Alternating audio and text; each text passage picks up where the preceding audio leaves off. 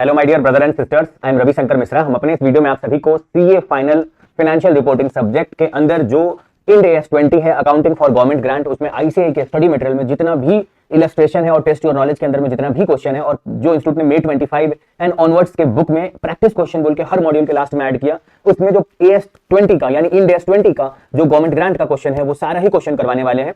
हम इस वीडियो में ये टारगेट रखेंगे कि पहला कि आपका 100% कॉन्सेप्ट क्लैरिटी होना चाहिए, दूसरा सारा सम्स आपका कम से कम टाइम में कंप्लीट हो जाना चाहिए, और तीसरा कम से कम टाइम हम आपको बोलेंगे यानी टाइम मैनेजमेंट का ध्यान रखते हुए कि कम टाइम में सारा कॉन्सेप्ट आपके अंदर बहुत ही प्यार से डाल दिया जाए। ओके, तो चलिए आप आइए और हम आपको बताना शुरू करते हैं।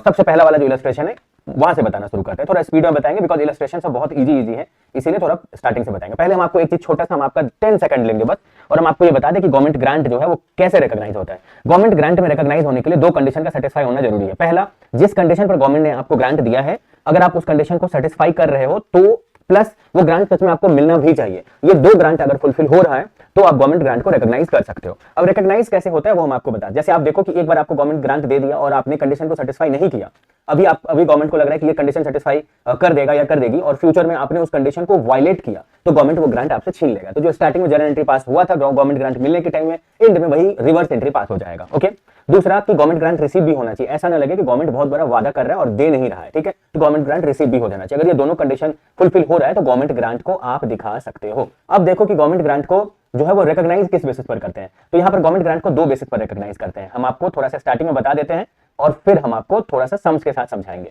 तो गवर्नमेंट ग्रांट जब आपको मिल जाता है एक बार, हम आपको पहले मिलने के लिए दो कंडीशन हम आपको बोल दिए हैं कि आपको पहले कंडीशन सेटिस्फाई करना पड़ेगा, जिस कंडीशन पर आपको गवर्नमेंट ने ग्रांट दिया है वो कंडीशन सेटिस्फाई करना पड़ेगा, और दूसरा वो आपके लिए रिसीव्ड भी होना चाहिए, यानी गवर्नमेंट ग्रांट मिलना भी चाहिए। तो जब ये हो गया और आप गवर्नमेंट ग्रांट को रिकॉग्नाइज करने जाते हो तो आप बोलते हो ना कि रिकॉग्नाइज कैसे करें, क्या दिखाएं गवर्नमेंट ग्रांट को, क्या दिखाएं। तो दिखाने का भी दो तरीका है। पहला तरीका है कि जब आपको गवर्नमेंट ग्रांट मिला तो क्या ऐसे काम के लिए मिला जो इमीडिएटली आप कर दिए। मान लो गवर्नमेंट ने आपको बोला कि सुनो ना, तुम जो है वो एक हफ्ते के अंदर इस गांव में, पूरे गांव में तुम सोलर पैनल लगवा दो, ठीक है। इस गांव में बहुत अंधेरा रहता है, ये कोई राजस्थान का बहुत ही एकदम मरुस्थल वाला जो है रेगिस्तान का गांव है, इस गांव में तुम सब जगह सोलर पैनल लगा दो, सनलाइट से चार्ज होगा और सभी को लाइट मिलेगा। तो आपने इस काम का कॉन्ट्रैक्ट लिया। अब गवर्नमेंट आपको बोला कि इसमें कॉस्ट कितना लगेगा, जितना भी कॉस्ट लगेगा उसका 90% हम आपको देंगे। फॉर एग्जांपल गवर्नमेंट आपको ये बोला, ठीक है। तो अगर आप उस काम को सेटिस्फाई कर दिए हो और उसके बाद गवर्नमेंट आपको दे रहा है, ठीक है, उस काम को करने के बाद दे रहा है, तब तो आप बोलोगे कि मुझे मिला, और उसके इमीडिएटली हम तुरंत जो है वो उसको पीएलएन मतलब प्रॉफिट एंड लॉस अकाउंट में एज अ इनकम दिखा देंगे, ठीक है। जब आपका कॉस्ट लगा तो आप पूरा कॉस्ट दिखाइए, गवर्नमेंट से जो मिल गया आप एज अ इनकम उसको दिखा दीजिए, ठीक है। या नहीं तो आप ऐसे भी बोल सकते हो कि जो आपका एक्सपेंस लगा है उसको आप अपने इनकम में से, यानी इनकम जो सरकार से मिल रहा है उसमें से आप एक्सपेंस को माइनस करके नेट में इनकम दिखा दीजिए। ये पहला तरीका है मेरे दोस्त। जब आपको गवर्नमेंट से जो ग्रांट मिलेगा वो आप ऑलरेडी काम कर चुके हैं उसके बेसिस पर मिलेगा, तो ये पहला तरीका कि इमीडिएटली पीएल में आप रिकॉग्नाइज कर दो। लेकिन इसके अलावा दो और तरीका है जिस पे रिकॉग्नाइज होता है, और 90% सम जो है 95% सम इंस्टीट्यूट का मटेरियल में उसी के बेसिस पर है। दो जो तरीका हम आपको बताएं इस पर। ओके, ये तो हम आपको वो बोले हैं जब आपको क्वेश्चन पढ़ के ही लगेगा कि गवर्नमेंट ने काम करने का और इमीडिएटली दे दिया, तो आप इमीडिएटली वर्ड देखोगे तो आप बोलोगे इमीडिएटली इसको पीएल में भेज दो, खेला खत्म, समझ गए। तो ये तो पहला तरीका है। लेकिन अभी जो सारे सम्स में आपको करना पड़ेगा वो हम अभी बताने वाले हैं। थोड़ा सा मेरे को आप 30 सेकंड और दे दो, हम आपको वो वाला जो दोनों तरीका है वो समझा देते हैं। पहला है कि गवर्नमेंट कभी भी ग्रांट जो है वो उस बेसिस पर नहीं देता है जो काम आप ऑलरेडी कर चुके हैं। ऐसा बहुत कम होता है, देता है मगर ऐसा बहुत कम होता है। जनरली कोई ऐसा काम के पीछे ही गवर्नमेंट ग्रांट देता है जो काम प्राइवेट सेक्टर नहीं कर रहे होते हैं। तो गवर्नमेंट को लगता है कि ये काम को करने में काफी टाइम लगेगा और प्राइवेट सेक्टर को इस काम को कंप्लीट करने में भी काफी टाइम लगेगा, तो हम इसको ग्रांट दे देते हैं और इसको बोलते हैं कि तुम ये सब कंडीशन सेटिस्फाई करना। तो गवर्नमेंट बोलता है कि भाई तुमको जो है वो इस पूरे एरिया में सोलर पैनल लगवाना है, ठीक है, प्लस या इस एरिया में तुमको पॉल्यूशन फ्री वाला ये लगवा देना है, बहुत बड़ा मशीन लगवा देना है। तो इसमें जो खर्चा लगेगा इसके लिए तुम कुछ पर्सनल लोगों से चार्ज भी लेना। मान लो कि गवर्नमेंट ने किसी एक पर्टिकुलर डेवलपमेंट या पर्टिकुलर इंडस्ट्री मतलब उस जगह पे खोलने का बात किया, तो गवर्नमेंट बोला कि उसके लिए तुम वहां कमाना भी और तुमको वो इंडस्ट्री खोलने में जितना पैसा लगेगा वो हम तुमको देंगे। कंडीशन ये है कि तुमको 5 ईयर तक वहां पर तुमको अपना बिजनेस को चलाना पड़ेगा, मिनिमम 5 ईयर तक, क्योंकि 5 ईयर इनफ है उस एरिया को डेवलप करने के लिए। या गवर्नमेंट ने 15 ईयर बोल दिया। तो जब गवर्नमेंट कोई कंडीशन रख देता है कि सामने वाला जो है भाई तुमको इतना दिन के लिए ये काम करना पड़ेगा, या गवर्नमेंट अगर कोई ऐसा काम दे देता है, चलो हम आपको थोड़ा सा 30 सेकंड से ज्यादा ले रहे हैं आपका, गवर्नमेंट ऐसा काम दे देता है कि इस एरिया में जो है ना तुम रिसर्च करके पता करो कि इस एरिया में कौन कौन सा इंडस्ट्री खोला जा सकता है, या रिसर्च करो इस चीज पर इस एरिया में, और वो पूरा हो जाए तो वो गवर्नमेंट को दे देना है। मान लो कि गवर्नमेंट ने कोई वैक्सीन बोला बनाने के लिए, तो गवर्नमेंट को लगा कि इस काम को करने में 5 ईयर लगेगा, तो 5 ईयर तक जो कॉस्ट लगेगा ना गवर्नमेंट वाला उसका 90% हम दे देंगे।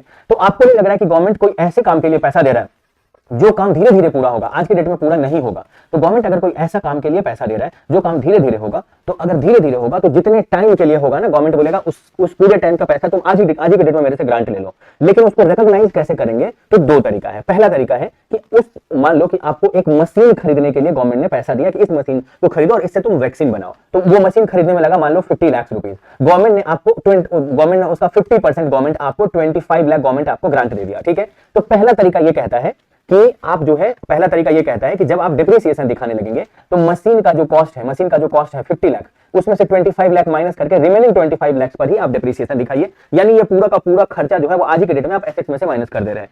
ऐसा गवर्नमेंट उनको करने देता है जो ईमानदार है, ठीक है। ऐसा गवर्नमेंट उनको करने देता है जो ईमानदार है, उनको बोलता है गवर्नमेंट तुम पे बहुत भरोसा है, ठीक है, तुम सीधा एसेट्स में से ही उसको माइनस कर दो और रिमेनिंग अमाउंट पर डिप्रिसिएशन पर ईयर दिखाओ। यानी आप पूरा का पूरा एसेट्स के कॉस्ट को आप घटा सकते हैं। ओके, गवर्नमेंट ऐसा ऑप्शन कुछ ही लोगों को देता है। हाँ, जिस पे गवर्नमेंट को डाउट रहता है उसको बोलता है तुम पहला ऑप्शन फॉलो करो दोस्त, तुम जो है इसको अभी डिफर्ड इनकम मानो, तुम अभी इसको डिफर्ड इनकम मानो, और तुम पर ईयर ये 25 लाख है ना, और 5 साल तक तुमको ये मशीन से काम करके वैक्सीन बनाना है, तो तुम 5 लाख करके, मतलब 25 लाख डिवाइड बाय 5, तुम 5 लाख करके पर ईयर इनकम में ट्रांसफर करना, और अभी के लिए तुम उसको डिफर्ड इनकम मान लो। यानी अभी आप मानोगे, अभी आप बोलोगे government grant account debit to deferred income account, और पर ईयर, क्योंकि आप इनिशियली डिफर्ड इनकम को क्रेडिट किए हो, तो पर ईयर आप डिफर्ड इनकम को डेबिट करोगे और पीएल को क्रेडिट करोगे। यानी पर ईयर प्रोपोर्शनेट बेसिस पर over the period of time on a systematic basis आपको पीएल में दिखाना पड़ेगा, उसके लाइफ में बांट करके। तो गवर्नमेंट ऐसा ऑप्शन देता है। थोड़े से धोखेबाज टाइप के जो लोग रहते हैं, जिसपे गवर्नमेंट को डाउट रहता है कि जो लोग ब्रीच भी कर सकता है फ्यूचर में कंडीशन को, यानी 5 साल बोले हैं काम करने के लिए, 2 ही साल करेगा, ग्रांट मेरा लेकर के भाग जाएगा, यहां से यूके भाग के चला जाएगा।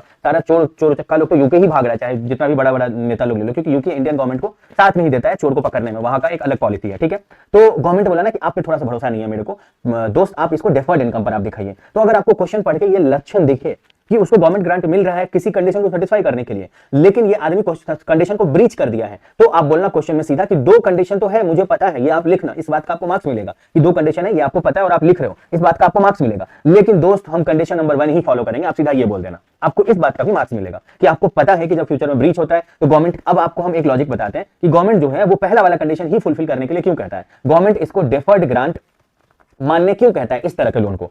तो गवर्नमेंट बोलता है कि देखो, मान लो कि ये 5 साल में कंप्लीट होगा, 5 साल में गवर्नमेंट इसको बोला कि 5 साल में इसके इनकम को आप दिखा लीजिए। यानी 25 लाख गवर्नमेंट दिया, ग्रांट दिया आउट ऑफ 50 लाख का एक्सपेंडिचर, तो गवर्नमेंट बोला कि 5 लाख करके आप पर ईयर इनकम दिखा दीजिए। ओके, 5 लाख करके पर ईयर इनकम दिखा दीजिए। तो इस आदमी ने ठीक से 2 साल तक काम किया, ठीक है, तो 2 साल का इनकम इसने दिखा दिया। ओके, इस 2 साल का इनकम इसने दिखा दिया, तो फिर गवर्नमेंट बोला कि जो रिमेनिंग पीरियड है वो भी अच्छे से काम करो। तो इसने रिमेनिंग पीरियड में काम नहीं किया और गवर्नमेंट के कंडीशन को ब्रीच कर दिया, ठीक है, गवर्नमेंट की कंडीशन को सेटिस्फाई नहीं किया, तो गवर्नमेंट बोलेगा तब तो तुम मेरा पूरा ही ग्रांट का पैसा दो, ठीक है, तब तो तुम मेरा पूरा ग्रांट का पैसा दो। तो इस केस में क्या होगा कि गवर्नमेंट पूरा 25 लाख जो है रुपीस वो ले लेगा। तो गवर्नमेंट इसका जर्नल एंट्री क्या पास करेगा मेरे दोस्त, वो देखो। अब यही मेथड क्यों फॉलो करना है, जिस क्वेश्चन में ब्रीच होता हुआ रहेगा वो हम आपको अभी समझा रहे हैं। हम स्टार्टिंग में ही आपके अंदर वो गुरु ज्ञान दे देना चाहते हैं कि आगे का सम्स आपके लिए एकदम मतलब लगे एकदम कि कुछ नहीं है, ठीक है। तो देखो, ये 25 लाख गवर्नमेंट जब रिटर्न लेगा तो गवर्नमेंट बोलेगा कि हम इस 25 लाख को तो तुमसे लेंगे ही, तो तुम टू बैंक बोल दो कि 25 लाख मेरे से लिया जा रहा है, ठीक है, 25 लाख मेरे से लिया जा रहा है। अब हम डेबिट किसको करेंगे वो सुनो,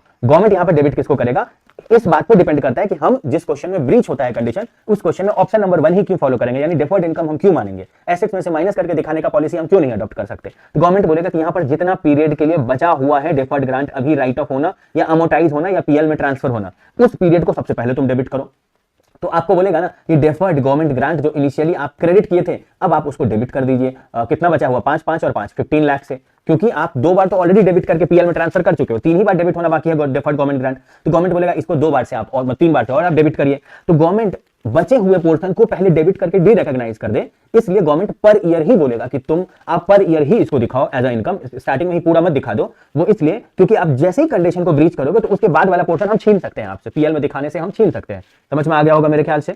दूसरा, फिर गवर्नमेंट जो यहाँ पर रिमेनिंग पोर्शन बचेगा वो गवर्नमेंट बोलेगा कि 25 लाख अगर हम मार्केट में किसी को लोन पे देते तो इंटरेस्ट हम जितना कमा पाते वो हम तुमसे नहीं कमाए हैं, तो लोन में यहां पर प्रिंसिपल और वो वाला इंटरेस्ट जोड़ करके आता है और डिफरेंस कुछ आता है तो पीएल में जाता है। ये हम किसी सम से आपको बताएंगे। यहां मेरा कर्तव्य ये था आपको ये बताना कि 2 मेथड होता है, जिसमें मोस्ट अप्रोप्रिएट मेथड होता है एसेट्स में से माइनस करके दिखाना, जो कि ईमानदार लोगों के लिए होता है। जो लोग कंडीशन फ्यूचर में ब्रीच कर सकते हैं उनके लिए गवर्नमेंट ऑप्शन नंबर 1 रखा हुआ है। और अभी आपको क्वेश्चन पढ़ के समझाते हुए चलते हैं। चलिए मेरे प्यारे दोस्त भाइयों एवं बहनों, हम आपको अभी सम्स करवाना शुरू करते हैं। जो इलस्ट्रेशन नंबर 1 आपको अभी स्क्रीन पर दिख रहा है वहां से हम आपको क्वेश्चन करवाना शुरू करते हैं। जो इलस्ट्रेशन नंबर 1 यहां पर दिख रहा है ये कुछ नहीं है, गवर्नमेंट ने यहाँ पर 10 लाख का एक रिसर्च के काम पर जो है वो वैक्सीन के ऊपर रिसर्च के काम पर इन्होंने लोन दिया। कोई कंडीशन ही नहीं है, कोई कंडीशन नहीं है, तो पीएल में भेजो, इमीडिएटली भेजो, क्योंकि गवर्नमेंट ने कोई कंडीशन नहीं रखा। इसका मतलब इस पे गवर्नमेंट का बहुत भरोसा है, गवर्नमेंट को लगता है कि ये 100% काम कर देगा, तो उस कंडीशन में आप 100% पीएल में ट्रांसफर करिए ना, क्योंकि क्वेश्चन में कोई कंडीशन ही नहीं दिया है। कंडीशन देगा, वो ब्रीच कर सकता है, तब तो ऑप्शन नंबर 1 फॉलो करेगा, ब्रीच नहीं करेगा तो ऑप्शन नंबर 2 फॉलो होगा। आपको समझ में आ रहा है? कोई कंडीशन नहीं दिया गवर्नमेंट को, यहाँ पर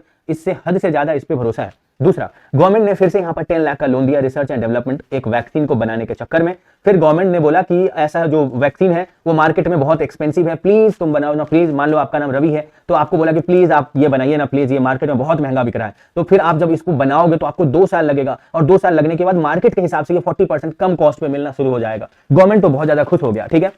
बोल रहे how the government grant will recognise that pharmaceutical has reasonable assurance that the condition attach. मतलब गवर्नमेंट को शुरुआत में ही लग रहा है कि वो कंडीशन सेटिस्फाई कर देगा, कर देगा, कर देगा। अगर कर देगा आपको लग रहा है तो आप देरी क्यों कर रहे हैं? इमीडिएटली पीएल में दिखाइए।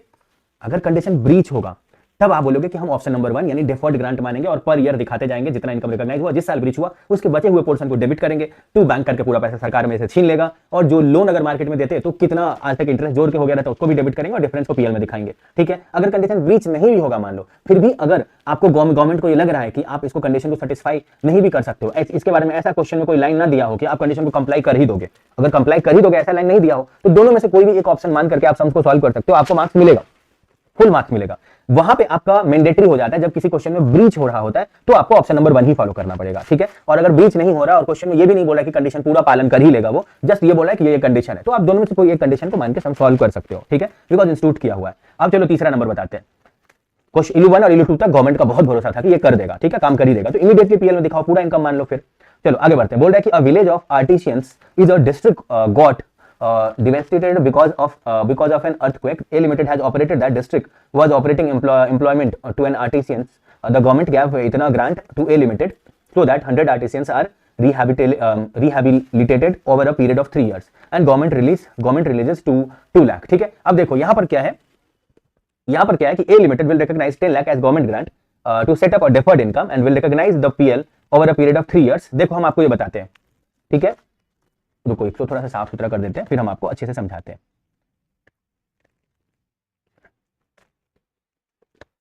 यहां पर जो है ना, इस क्वेश्चन में ये बोला कि गवर्नमेंट ने 10 लाख का ग्रांट दिया एक आर्टिशियंस लोगों के लिए। एक घर था जो टूट गया अर्थक्वेक में, तो वहां पे आर्टिशियंस लोग जो है ना वो आप थोड़ा सा अपना प्रैक्टिस करेंगे, 100 आर्टिशियंस, उसके लिए गवर्नमेंट ने 10 लाख का ग्रांट दिया ए लिमिटेड को, ठीक है, ए लिमिटेड को, ठीक है। और तो यहां पर ये बोल रहा है, मतलब गवर्नमेंट ने 10 लाख का ग्रांट दिया, तो गवर्नमेंट अभी रिलीज किया 2 लाख का, ठीक है। तो यहां पर ये बोल रहा है कि गवर्नमेंट विल मतलब ए लिमिटेड जो है वो उसको गवर्नमेंट ग्रांट मानेगा और उसको एक टाइप का डेफर्ड ग्रांट मानेगा एंड विल रिकॉग्नाइज पीएल में उसको over a period of time में दिखाएगा, ठीक है, over a period of time में दिखाएगा। वंस द ग्रांट रिसीव्ड, एक बार जब ग्रांट पूरा मिल जाएगा, रिकॉग्नाइज हो जाएगा, मतलब देखो एनी रिलेटेड कंटिजेंट लायबिलिटी और contingent assets is treated as India. इतना कोई कंटिजेंट लायबिलिटी या कंटिजेंट एसेट्स अगर अर्थक्वेक की वजह से गवर्नमेंट जो ग्रांट दे रहा है उसमें अगर कुछ भी अर्थक्वेक की वजह से कंटिजेंट लायबिलिटी या कंटिजेंट अराइज होगा तो वो इंडिया 37 के हिसाब से दिखाया जाएगा, जो कि यहां पर मेन मैटर नहीं है। हम आपको ये बताते हैं कि देखो गवर्नमेंट ने अभी दिया 2 लाख रुपीस, ठीक है। अब हम आपको क्वेश्चन अच्छे से समझाते हैं, ठीक है। गवर्नमेंट ने अभी 10 लाख रुपीस दिया, ओके, और गवर्नमेंट अभी उसमें से 2 लाख रुपीस रिलीज किया है, 2 लाख रिलीज किया है, बाकी पैसा वो दे देगा, ठीक है। तो यहां पर ये कह रहा है कि क्या गवर्नमेंट को उस पर पूरा भरोसा है, तो गवर्नमेंट को पूरा भरोसा है, ऐसा क्वेश्चन में कहां लिखा हुआ है कि गवर्नमेंट को पूरा भरोसा है? कहीं पे क्वेश्चन में ये बोला है कि वो पूरा कंडीशन सेटिस्फाई कर ही देगा, 3 साल में बनाने का जो बात है वो बना दिया है? अगर ऐसा नहीं दिया हुआ तो दोनों में से कोई एक कंडीशन फॉलो करिए। क्या इस क्वेश्चन में ये बोला हुआ है कि उसको वो घर बनाने में इतना कॉस्ट लगेगा? तो अगर कॉस्ट कितना लगेगा ये नहीं बोला हुआ है, यानी मशीन का कॉस्ट कितना लगेगा, एसेट्स बनाने में कितना कॉस्ट लगेगा ये नहीं बोला हुआ है, तो मेथड नंबर जो 2 है, मेथड नंबर 2 ये तो फॉलो होगा ही नहीं, क्योंकि मेथड नंबर 2 में उस मशीन के कॉस्ट में, उस मशीन को बनाने में कॉस्ट कितना लग रहा है ये आपको पता होना चाहिए।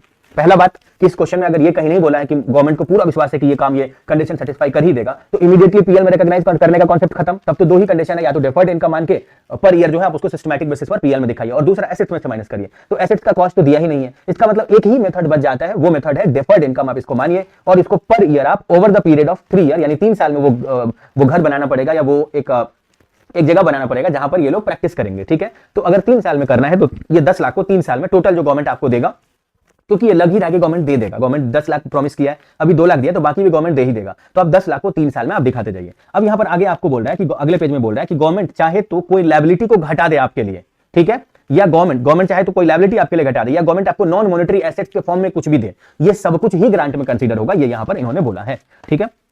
चलिए आगे आइए और हम आपको ये वाला बताते हैं। ओके रुको, हाँ ये वाला बताते हैं।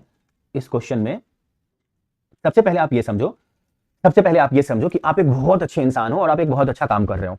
आपको जो है वो आपको एक गवर्नमेंट से लोन मिल गया 50 लाख का 5% इंटरेस्ट पर, और after 5 year in a bullet payment, यानी आप किसी के पास जाओगे मार्केट में लोन लेने के लिए, तो मार्केट वाले आपसे 12% इंटरेस्ट लेंगे। तो आप गवर्नमेंट को बोले कि अगर आप ये चाहते हैं कि हम ही इस एरिया में ये काम करें तो आप मुझे कम रेट पर लोन दे दीजिए। तो गवर्नमेंट बोला मार्केट में तुमको 12% पे लेने का जरूरत नहीं है, हम तुमको 5% पे ही इंटरेस्ट पर तुमको लोन दे देते हैं। ठीक है, लोन दे देते हैं।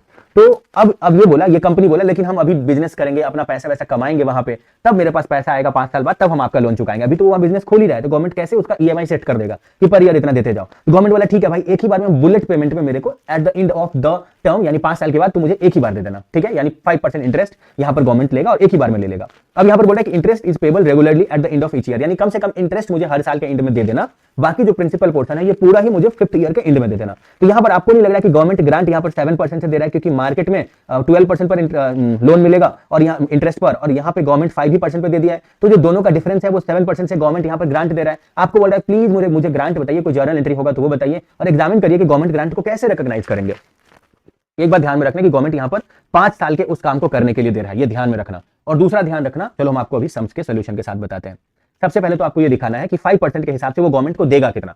पहले आप ये दिखाइए मेरे दोस्त कि वो गवर्नमेंट को at the end of the life में 50 लाख देगा, तो ये 5वें साल में देगा। तो 5th ईयर का पीवी फैक्टर अब देखो, जो यहां पर आपको रेट दिया हुआ है ना, जो यहां पर आपको 12% का रेट दिया हुआ है, ये दो काम के लिए दिया हुआ है। एक दिया हुआ है पीवी फैक्टर निकालने के लिए, बिकॉज ये मार्केट का रेट है, गवर्नमेंट का नहीं। गवर्नमेंट तो उससे वो काम करवाना चाह रहा है, इसलिए कम इंटरेस्ट पे दे रहा है। तो गवर्नमेंट का तो यहाँ पर्सनल इंटरेस्ट है, गवर्नमेंट का एक लालच है उस आदमी से कि वो ये काम कर दे वहां पर, इसीलिए कम रेट पर दे रहा है। तो मार्केट में रेट ऑफ इंटरेस्ट जो चल रहा है उसका काम होगा पीवी के लिए। और दूसरा, एक्चुअल में जितना इंटरेस्ट होना चाहिए, एक्चुअल में इंटरेस्ट, उसके कैलकुलेशन के लिए भी 12% का यूज होगा। ठीक है, तो अब आप बोलोगे, एक बार सोल्यूशन में आ जाओ। आप बोलोगे कि मतलब वो जो कंपनी है जिसने लोन लिया है वो पर ईयर गवर्नमेंट को 50 लाख का 5% पर ईयर देगा, होगा पर ईयर दे देगा 50 लाख का 5%, 2,50,000, और लोन टर्म के लास्ट में वो 50 लाख देगा गवर्नमेंट को। तो अगर हम इसको मार्केट का जो रेट ऑफ इंटरेस्ट है 12% पीवी, अगर 12% के पीवी फैक्टर पर हम इसको मल्टीप्लाई करेंगे तो वो कंपनी गवर्नमेंट को देगा कितना, वो 5 साल तक इंटरेस्ट देगा और 5वें साल में 50 लाख रुपीस देगा, जिसको 5th ईयर के पीवी फैक्टर से मल्टीप्लाई करके वो टोटल देगा इतना रुपया कंपनी को। तो अगर ये कंपनी को देगा 37, 38, 328 और वो गवर्नमेंट से ले रहा है 50 लाख रुपीस, तो आपको नहीं लग रहा कि डिफरेंस जो है ये इसका जो सेविंग है यही इसका ग्रांट है, यही इसके लिए ग्रांट है। तो सबसे पहले तो आप ये बुक करिए कि भैया यहां पर जो ग्रांट है, इस कंपनी को पैसा मिल रहा है 50 लाख, जिसमें लोन, तो ये लोन का मतलब होता है कि वो गवर्नमेंट को प्रिंसिपल प्लस इंटरेस्ट कितना चुकाएगा, that is called loan component. तो जो डिफरेंस बच गया यही मेरा ग्रांट है, जिस ग्रांट को हम डेफर्ड इनकम मानेंगे। यहां वो कोई एसेट नहीं खरीद रहा है कि उसके पीछे उसका इतना कॉस्ट लग रहा है। गवर्नमेंट ने ये लोन दिया कि बाबू ये लोन लो और इससे अपना बिजनेस करो, तो यहां पर किसी एसेट का कॉस्ट नहीं बताया हुआ है, पहला बात। दूसरा बात, यहां ये भी नहीं बोला है कि वो कंडीशन को सेटिस्फाई नहीं करेगा फ्यूचर में, ये भी नहीं बोला है। तो दो ये हिंट है कि आपको ऑप्शन नंबर 1 ही मानना है। दो ऑप्शन हम आपको बताए थे, ऑप्शन नंबर 1 जिसमें आपको डेफर्ड ग्रांट मान करके पर ईयर उसको लाइफ से डिवाइड करके पर ईयर उतना पीएल में दिखाना है। यानी स्टार्टिंग में आपको जर्नल एंट्री पास करना है, ग्रांट मतलब government grant account debit to deferred grant आपको दिखाना है या डेफर्ड इनकम दिखाना है, और पर ईयर आपको डेफर्ड इनकम टू पीएल करके आपको पर ईयर दिखाना है डिवाइडेड बाय लाइफ करके। ठीक है, तो ये ग्रांट, तो यहां पर इस क्वेश्चन को पढ़ करके ये लग ही रहा है कि इसको ऑप्शन नंबर जो 2 है वो फॉलो करना पड़ेगा, मतलब ऑप्शन नंबर जो 1 है वो फॉलो करना पड़ेगा, डेफर्ड ग्रांट इनको, मतलब डेफर्ड इनकम इनको मानना पड़ेगा। यहां तक तो हो चुका। तो आपको नहीं लगता कि ये वाला जो अमाउंट है ये आपको पता चल चुका है कि लोन का अमाउंट इतना ही है, लोन का अमाउंट इतना है जितना ये बैंक को चुकाएगा। अब अगर इसी पैसा को ये मार्केट में कहीं से लेने के लिए जाएगा, ये तो हम आपको निकाल के बता दिए, यहाँ पर जो ग्रांट का कंपोनेंट है वो इतना है। अब अगर उसी पैसा को, जो अभी आपका लोन का कंपोनेंट आया है, अगर वो उसी को मार्केट में कहीं पे किसी से लेने के लिए जाएगा, ठीक है, तो उसका इंटरेस्ट इस पर पड़ेगा 12% का, इसी का 12% इंटरेस्ट में जोड़ करके लास्ट में आप देखोगे 50 लाख आ जाएगा, 12% का पड़ेगा। लेकिन ये इंटरेस्ट पे किया है 5 साल तक इतना, और 5th ईयर में ये इंटरेस्ट के साथ जो प्रिंसिपल पेमेंट किया है, यानी 2,50,000 प्लस 50 लाख, ये लास्ट में 52,50,000 पे किया है 5th ईयर में। तो ये गवर्नमेंट को पे किया है इतना, मगर बन रहा था ओपनिंग पर इंटरेस्ट इतना। तो आप ये जो बन रहा है इंटरेस्ट, इसको आप जोड़ो, मतलब इसको ए मान लो, इसको बी मान लो, ठीक है, इसको सी मान लो। तो आप बोलोगे ना, यहां पर हो जाएगा ए में बी को ऐड करेंगे और सी में सी को माइनस करेंगे, यानी इसमें से इसको ऐड करेंगे और ये वाला माइनस करके जो अमाउंट यहां पर बच गया, यही अमाउंट को अगले साल यहां पे लिख देंगे। अब इसी का 12% यहां पे आएगा और इसको इसमें ऐड कर देंगे, ऐड करके ये वाला माइनस कर देंगे जो आया है, तो ये अमाउंट आ जाएगा। फिर इसी को अगले साल ट्रांसफर कर देंगे और निल में लास्ट में पेमेंट करके निल हो जाना चाहिए। ये कैलकुलेशन आपको दिखाना पड़ेगा। बिकॉज यहां पर बोल रहा है कि जर्नल एंट्री कैसे पास करेंगे वो मुझे बताइए, और गवर्नमेंट ग्रांट को कैसे रिकॉग्नाइज करेंगे वो भी बता दिए। तो ये दोनों आप बता दिए हैं, गवर्नमेंट ग्रांट को कैसे रिकॉग्नाइज करेंगे, यानी उसको डिफर्ड इनकम के बेसिस पर रिकॉग्नाइज करेंगे, और जर्नल एंट्री भी पास कर दिए। ये फेयर प्रेजेंटेशन के लिए आपको बताना पड़ेगा कि इसका क्लोजिंग बैलेंस इतना इतना इतना इतना बनता है कि सबसे लास्ट में देखो हम आपको ये बताते हैं कि ये वाला कैलकुलेशन आपको क्यों करना था। आपको ये बताना था कि ये आदमी मार्केट में कितना आज के डेट में लोन लेगा कि 5 साल में इसको 50 लाख चुकाना पड़ जाएगा। तो ये आदमी मार्केट में इतना लोन ले सकता है जिससे 12% का इंटरेस्ट इस पर चार्ज होते होते 5 साल तक, और पर ईयर इंटरेस्ट पे करते हुए 5 साल तक उसको टोटल में 50 लाख 50 ईयर में उसको पे करना पड़ता। तो वो कौन सा अमाउंट है जिस पर 12 लाख पर ईयर ऐड करते करते 50 ईयर में 50 लाख हो जाएगा। इस अमाउंट पर आपको ये कैलकुलेट करके दिखाना पड़ेगा। समझ गए? मेरे हिसाब से आप समझ गए होंगे। चलिए हम आपको आगे बताते हैं। यही कैलकुलेशन आपको करके दिखाना था। अब आपको जो नेक्स्ट क्वेश्चन है वो बताते हैं। चलो आपको जो इसके बाद वाला क्वेश्चन है वो बताते हैं। इलू नंबर 5 में ये कह रहा है कि अगर हम कंटिन्यू करें इलू नंबर 4 के ही फैक्ट्स को, तो state how the grant will be recognise in the statement of PL. ठीक है, अगर हम जो इलस्ट्रेशन नंबर 4 को कंटिन्यू करें, तो अगर मुझे लोन मिलेगा इमीडिएटली रिलीफ मिलेगा, यानी जैसे ही आपको इमीडिएट रिलीफ मिले आप बोलो हम इसको पीएल में भी इमीडिएटली दिखाएंगे, बिकॉज गवर्नमेंट को मेरे ऊपर इतना भरोसा है कि हम काम कर लिए हैं और फिर मुझे गवर्नमेंट जो है वो मतलब मुझे गवर्नमेंट ग्रांट दे रहा है, तो इसको इमीडिएटली पीएल में दिखाएंगे। दूसरा, अगर गवर्नमेंट मेरे को सब्सिडी देगा स्टाफ को ट्रेनिंग देने के चक्कर में, तो स्टाफ को ट्रेनिंग दी है तो वो मुझे अब यहां पर बोल रहा है कि incurred equally for the period of 4 year. आपको नहीं लगता है कि गवर्नमेंट जो है स्टाफ ट्रेनिंग के पीछे जो मेरा खर्चा लगा है उसके लिए गवर्नमेंट मुझे सब्सिडी दिया है कि स्टाफ को ट्रेनिंग जो खर्चा लगेगा उसमें सब्सिडी हम देते हैं, और वो यहां पर खुद ही बोल रहा है कि मतलब इनकर करेगा 4 साल में इक्वली। तो गवर्नमेंट आपको हिंट दे रहा है कि इसको डेफर्ड ग्रांट मानो, इसको डेफर्ड इनकम मानो, डेफर्ड इनकम या डेफर्ड ग्रांट बोल दो, दोनों एक ही वर्ड है। तो ये 4 साल में over the period of time में राइट ऑफ होगा। ओके, क्योंकि ऐसे उसको ट्रेनिंग दी है, ट्रेनिंग देने के बाद वो प्रूफ करके दिखाएगा जितना साल मेरे को सर्विस मिलेगा उससे उतना साल में उसको राइट ऑफ करेंगे आज के डेट में, अगर ग्रांट मिल गया है, सब्सिडी मिल गया है तो। और तीसरा बोल रहा है कि लोन जो है वो डेप्रिसिएबल एसेट्स को फाइनेंस करने के लिए दिए हैं, तो एसेट्स में से माइनस करके एसेट्स में से ग्रांट माइनस कर दीजिए और रिमेनिंग पोर्शन पर आप डेप्रिसिएशन कैलकुलेट करिए। डेप्रिसिएशन आप रिमेनिंग पोर्शन पर कैलकुलेट करिए। इन लोगों का आंसर आप देखेंगे तो इन लोगों का भी कहना है कि अगर इमीडिएटली मिला है तो प्लीज इमीडिएटली आप पीएल में ट्रांसफर करिए इमीडिएटली। फिर अगर लोन आपको सब्सिडी के लिए मिला है और मतलब स्टाफ ट्रेनिंग के लिए जो जो जो मतलब 4 साल में इक्वली दिखाना है, तो भैया आप इसको over the period of 4 year आप इसको इक्वली रिकॉग्नाइज करिए। ठीक है, ये जो फिगर लिया हुआ है ना, ये पिछले क्वेश्चन का लिया हुआ है, ये इलू नंबर 4 का फिगर लिया हुआ है। ठीक है, आप उसमें निकाले थे कि ग्रांट का अमाउंट कितना होगा और इसका अमाउंट कितना होगा, लोन अमाउंट कितना होगा, ये आप खुद निकाले थे। अब यहाँ पर लोन जो है वो डेप्रिसिएबल एसेट्स को फाइनेंस करने के लिए मिल रहा है, तो उसको एसेट्स में से माइनस करके जो रिमेनिंग बचेगा ना उतना पर डेप्रिसिएशन कैलकुलेट होगा। यही इन लोगों का कहना है और कोई बहुत बड़ा बात नहीं है। ठीक है, अब यहां पर इन लोग का ये कहना है, देखो ये वाला क्वेश्चन भी बहुत इजी है। इन लोग का ये कहना है कि ए लिमिटेड जो है वो उसको वो एक बैकवर्ड एरिया में अपना जो है ना वो एस्टैब्लिश कर रहा है मैन्युफैक्चरिंग यूनिट। ठीक है, तो उसको जो है 5 एकड़ लैंड चाहिए उस बैकवर्ड एरिया में। तो गवर्नमेंट बोला अच्छा बैकवर्ड एरिया में कर रहे हो, ले लो हम तुमको 10,000 रुपए पर एकड़ जमीन दे देते हैं। तो गवर्नमेंट 50,000 रुपया ही लिया, लेकिन मार्केट में 1 लाख रुपया पर एकड़ का दाम था, यानी मार्केट में 5 लाख रुपया था। तो यहां पर 4.5 लाख का सेविंग हो रहा है उस कंपनी का। बोल रहे आप उसको ग्रांट कैसे रिकॉग्नाइज करेंगे? तो आप खुद ही मुझे बोलो कि यहां पर जो गवर्नमेंट ग्रांट है वो है कितना, वो 4,50,000 है। ठीक है, और इसको हम डेफर्ड इनकम मानेंगे कि नहीं? क्योंकि गवर्नमेंट मुझे ये देखो, सबसे पहला बात तो यहां पर मुझे ये नहीं बोल रहा है कि कोई मशीन खरीद रहे हैं उसके लिए इतना ज्यादा पैसा लग रहा है। यहां पर गवर्नमेंट मुझे लैंड दे रहा है, तो जब लैंड यहां पर गवर्नमेंट कम रेट पर दे रहा है तो उसको फेयर वैल्यू पर रिकॉर्ड करो, और जो डिफरेंस आप पे कर दे रहे हो उसके बाद जो डिफरेंस बच जाएगा उसको आप डेफर्ड इनकम मानो और उसको systematic basis over a period of life में डिवाइड करके दिखाओ। ठीक है, यही है यहां पर रूल, क्योंकि इस क्वेश्चन में ऐसा कुछ नहीं बोला कि इमीडिएटली वो काम कर दे रहा है। पहला बात ये नहीं बोला कि एसेट्स ही खरीद रहा है जिसकी वजह से दे रहा है। यहां पर गवर्नमेंट एक हेल्प कर रहा है जिससे वो मैन्युफैक्चरिंग यूनिट से लंबे टाइम तक बेनिफिट कमा करके उस एरिया को देगा। तो आप इसको डेफर्ड इनकम मानिए, जितना से गवर्नमेंट के ग्रांट देने से आपका सेविंग हुआ 4,50,000 से आप इसको डेफर्ड इनकम मानिए। और यहां पर बोल रहा है ये रहने दो, ऑल्टरनेटिवली रहने दो। ठीक है, चलो आगे बढ़ते हैं। 4,50,000 को आप डेफर्ड ग्रांट माने हैं। ओके, चलिए आगे बढ़ते हैं। यहां पर बोल रहा है कि ए लिमिटेड जो है वो एस्टैब्लिश कर रहा है एक सोलर पैनल को to supply solar electricity to a manufacturing plant. ठीक है, the cost of solar panel is 1 crore. ठीक है, जो सोलर पैनल का कॉस्ट है वो 1 करोड़ है और ये 10 साल तक चलेगा, और depreciation is provided on a straight line basis method. ठीक है, यहां पर एक उन्होंने हिंट दिया है, देखो हम आपको ये बताते हैं। तो यहां पर इन्होंने बोला कि गवर्नमेंट जो है यहां पर 50 लाख का सब्सिडी दे रहा है, 50 लाख का सब्सिडी दे रहा है। आपको बोला कि गवर्नमेंट ग्रांट को कैसे रियलाइज करेंगे, तो क्या आपको यहां पर कहीं क्वेश्चन में ये बोला है कि उसने कंडीशन ब्रीच किया? दूसरा बात कि उसने कोई मशीन खरीदा है। ठीक है, और आपको आप चाहो तो आप इसको यहां पर 2 मेथड में लिख सकते हैं। ऐसा आप बोल सकते हो कि एक में हम डेफर्ड इनकम मानेंगे और एक में जो है हम उसको मशीन में से माइनस करके हम पर ईयर डेप्रिसिएट करेंगे। तो यहां कोई ऐसा एसेट नहीं है जो पर ईयर डेप्रिसिएट हो रहा है और डेप्रिसिएशन का भी परसेंटेज क्वेश्चन में दिया हो, ऐसा नहीं है। या ये कोई ऐसा एसेट नहीं है, मशीन नहीं है जो पर ईयर डेप्रिसिएट होगा। ये सोलर पैनल बनाने के लिए दिया गया है जो सनलाइट से चार्ज होगा। ठीक है, तो यहां पर आप बोलोगे कि जितना भी उसको गवर्नमेंट ग्रांट मिला, पहला बात तो ये डेफर्ड इनकम ही है, क्योंकि कोई इमीडिएटली काम करने पर तो नहीं मिल रहा है। उसको तो 10 साल तक बेनिफिट देना है, तो 10 साल तक बेनिफिट देना है तो इमीडिएटली पीएल में तो दिखा नहीं सकते हैं। तो बच गया दो ऑप्शन कि पहला ऑप्शन एसेट्स में से माइनस करो, एसेट्स में से माइनस करो, तो एसेट्स में से माइनस करने के लिए एसेट्स का कॉस्ट पता होना चाहिए, उसमें से माइनस करेंगे और तब डेप्रिसिएशन दिखाएंगे। ठीक है, तो यहां पर 10 साल में उसको जो बेनिफिट मिल रहा है आप इसको डेफर्ड इनकम मान लो, यही मतलब सबसे बेटर है, क्योंकि 10 साल में इक्वली वो अपना इनकम में उसको दिखा सकता है। ठीक है, एक और हिंट है कि गवर्नमेंट ये बोला, मतलब हमारा सी इंस्टीट्यूट ये बोला कि अगर कोई एसेट्स का जो दाम है यहाँ पर सोलर पैनल का, वो ये समझ ले कि सोलर पैनल जो है वो डेप्रिसिएबल एसेट्स है और उसमें से 50 लाख को माइनस करके दिखाए तो वो भी हम सही मानेंगे। ठीक है, तो आपको क्वेश्चन पढ़ के ये लग ही गया था कि एसेट्स का दाम भी आपको कॉस्ट भी बता दिया गया है, प्लस आपको यहाँ पर क्वेश्चन में जो है वो मतलब कॉस्ट तो बता ही मतलब दिया गया है, आपको लाइफ भी बता दिया है 10 ईयर, तो आप पर ईयर डेप्रिसिएशन कॉस्ट में से उस सब्सिडी को माइनस करके आप निकाल सकते हो, ये यहाँ पॉसिबल है, संभव है, तो आपको इस बात का भी मार्क्स दिया जाएगा। और अगर आप ये मान लेते हो कि हम एसेट्स में से माइनस नहीं करेंगे, हम डेफर्ड इनकम मान के पर ईयर उतना ही अपना इनकम में दिखाएंगे, वो भी संभव है। ठीक है, तो दोनों ही यहां पर आप कर सकते हो। आगे बढ़ते हैं, बोल रहे ऊपर वाले क्वेश्चन को ही अगर कंसीडर करें तो आप बताइए कि डिस्क्लोज कैश फ्लो स्टेटमेंट में कितना होगा।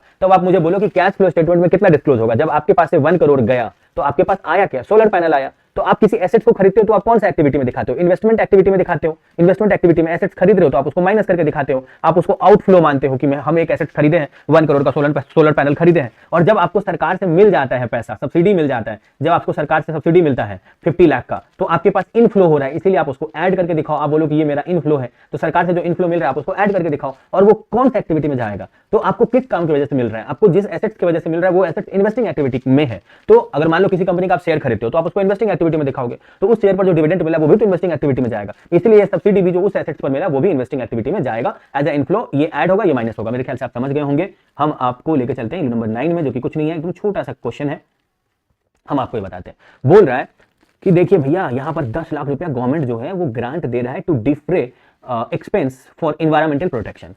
एक्सपेक्टेड देखो यहाँ पर कॉस्ट भी बता दिया है ये लोग कि एक्सपेक्टेड कॉस्ट इसका 5 साल तक लगेगा 3-3 लाख रुपया। तो आपको नहीं लग रहा है कि टोटल कॉस्ट जो लगेगा 3 लाख करके 5 साल में, ये उन्होंने कॉस्ट दे दिया है, 15 लाख का कॉस्ट लगेगा, 15 लाख का कॉस्ट लगेगा और गवर्नमेंट इसमें से 10 लाख रुपीज आपको दे देगा। गवर्नमेंट यहाँ पर 10 लाख ग्रांट दे देगा। तो आपको नहीं लग रहा है कि यहाँ पर आपको लाइफ भी बता दिया है 5 ईयर होगा, 5 ईयर होगा, तो आप या तो 5 से डिवाइड करके आप इसको 2 लाख करके per year as a deferred income दिखाओ। मतलब अभी आप पूरा डेफर्ड इनकम 10 लाख को दिखा दो और पर ईयर आप 2 लाख करके इनकम दिखाओ पीएल में। या तो ये करो, और या नहीं तो दूसरा काम करो कि आपको यहाँ पर उन्होंने खुद ही दे दिया है, उन्होंने एसेट्स का कॉस्ट दे दिया है, तो आप उसके कॉस्ट यानी 15 लाख में से आप माइनस कर दो 10 लाख को, तब भी दिखा सकते हो। तो यहाँ पर इन लोगों का कहना है कि देखो भैया 2 मेथड है, एक तो हम जो है वो उसको डिडक्ट करें एसेट्स में से, और दूसरा है कि हम उसको जो है वो इनकम मान लें। ठीक है, मतलब यहां पर 2 मेथड उन्होंने दिया हुआ है। तो पहला मेथड में वो बोल रहे हैं कि हम इसको पीएल में 2 लाख करके पर ईयर अगर क्रेडिट करें वो भी चलेगा, और दूसरा मेथड ये बोल रहे हैं कि अगर हम एसेट्स में से घटा दें, मतलब हम ये बोल दें कि 2 लाख पर ईयर पीएल में क्रेडिट होगा इनकम की वजह से, डेफर्ड इनकम की वजह से, और 3 लाख करके पर ईयर खर्चा हो रहा है उस एनवायरमेंटल प्रोटेक्शन की वजह से, तो हम नेट में जो है वो 1 लाख ही हम पीएल में माइनस करें, हम वो भी कर सकते हैं, ऐसा भी उन्होंने बोला। ठीक है, अब यहां पर इन लोग का ये कहना है कि अगर हम expense might not be incurred by the entity, देखो अगर ऐसा लग रहा है ना आपको, कि अगर आपको ऐसा लग रहा है, अच्छे से सुनो, रुको, नॉट अफेक्टेड, इनअप्रोप्रिएट वर्ड उन्होंने यहाँ देखो यहाँ पर लिखा है, यहाँ पर उन्होंने बोला है कि इस मेथड को हम लोग तब कंसीडर करते हैं जब वो इनकम या एक्सपेंडिचर जो है वो नेट बेसिस पर वो दिखाए, नेट बेसिस पर दिखाए। रुको एक सेकंड, कंपेयर विद द, हम आपको इसका एक एग्जांपल देके बताते हैं।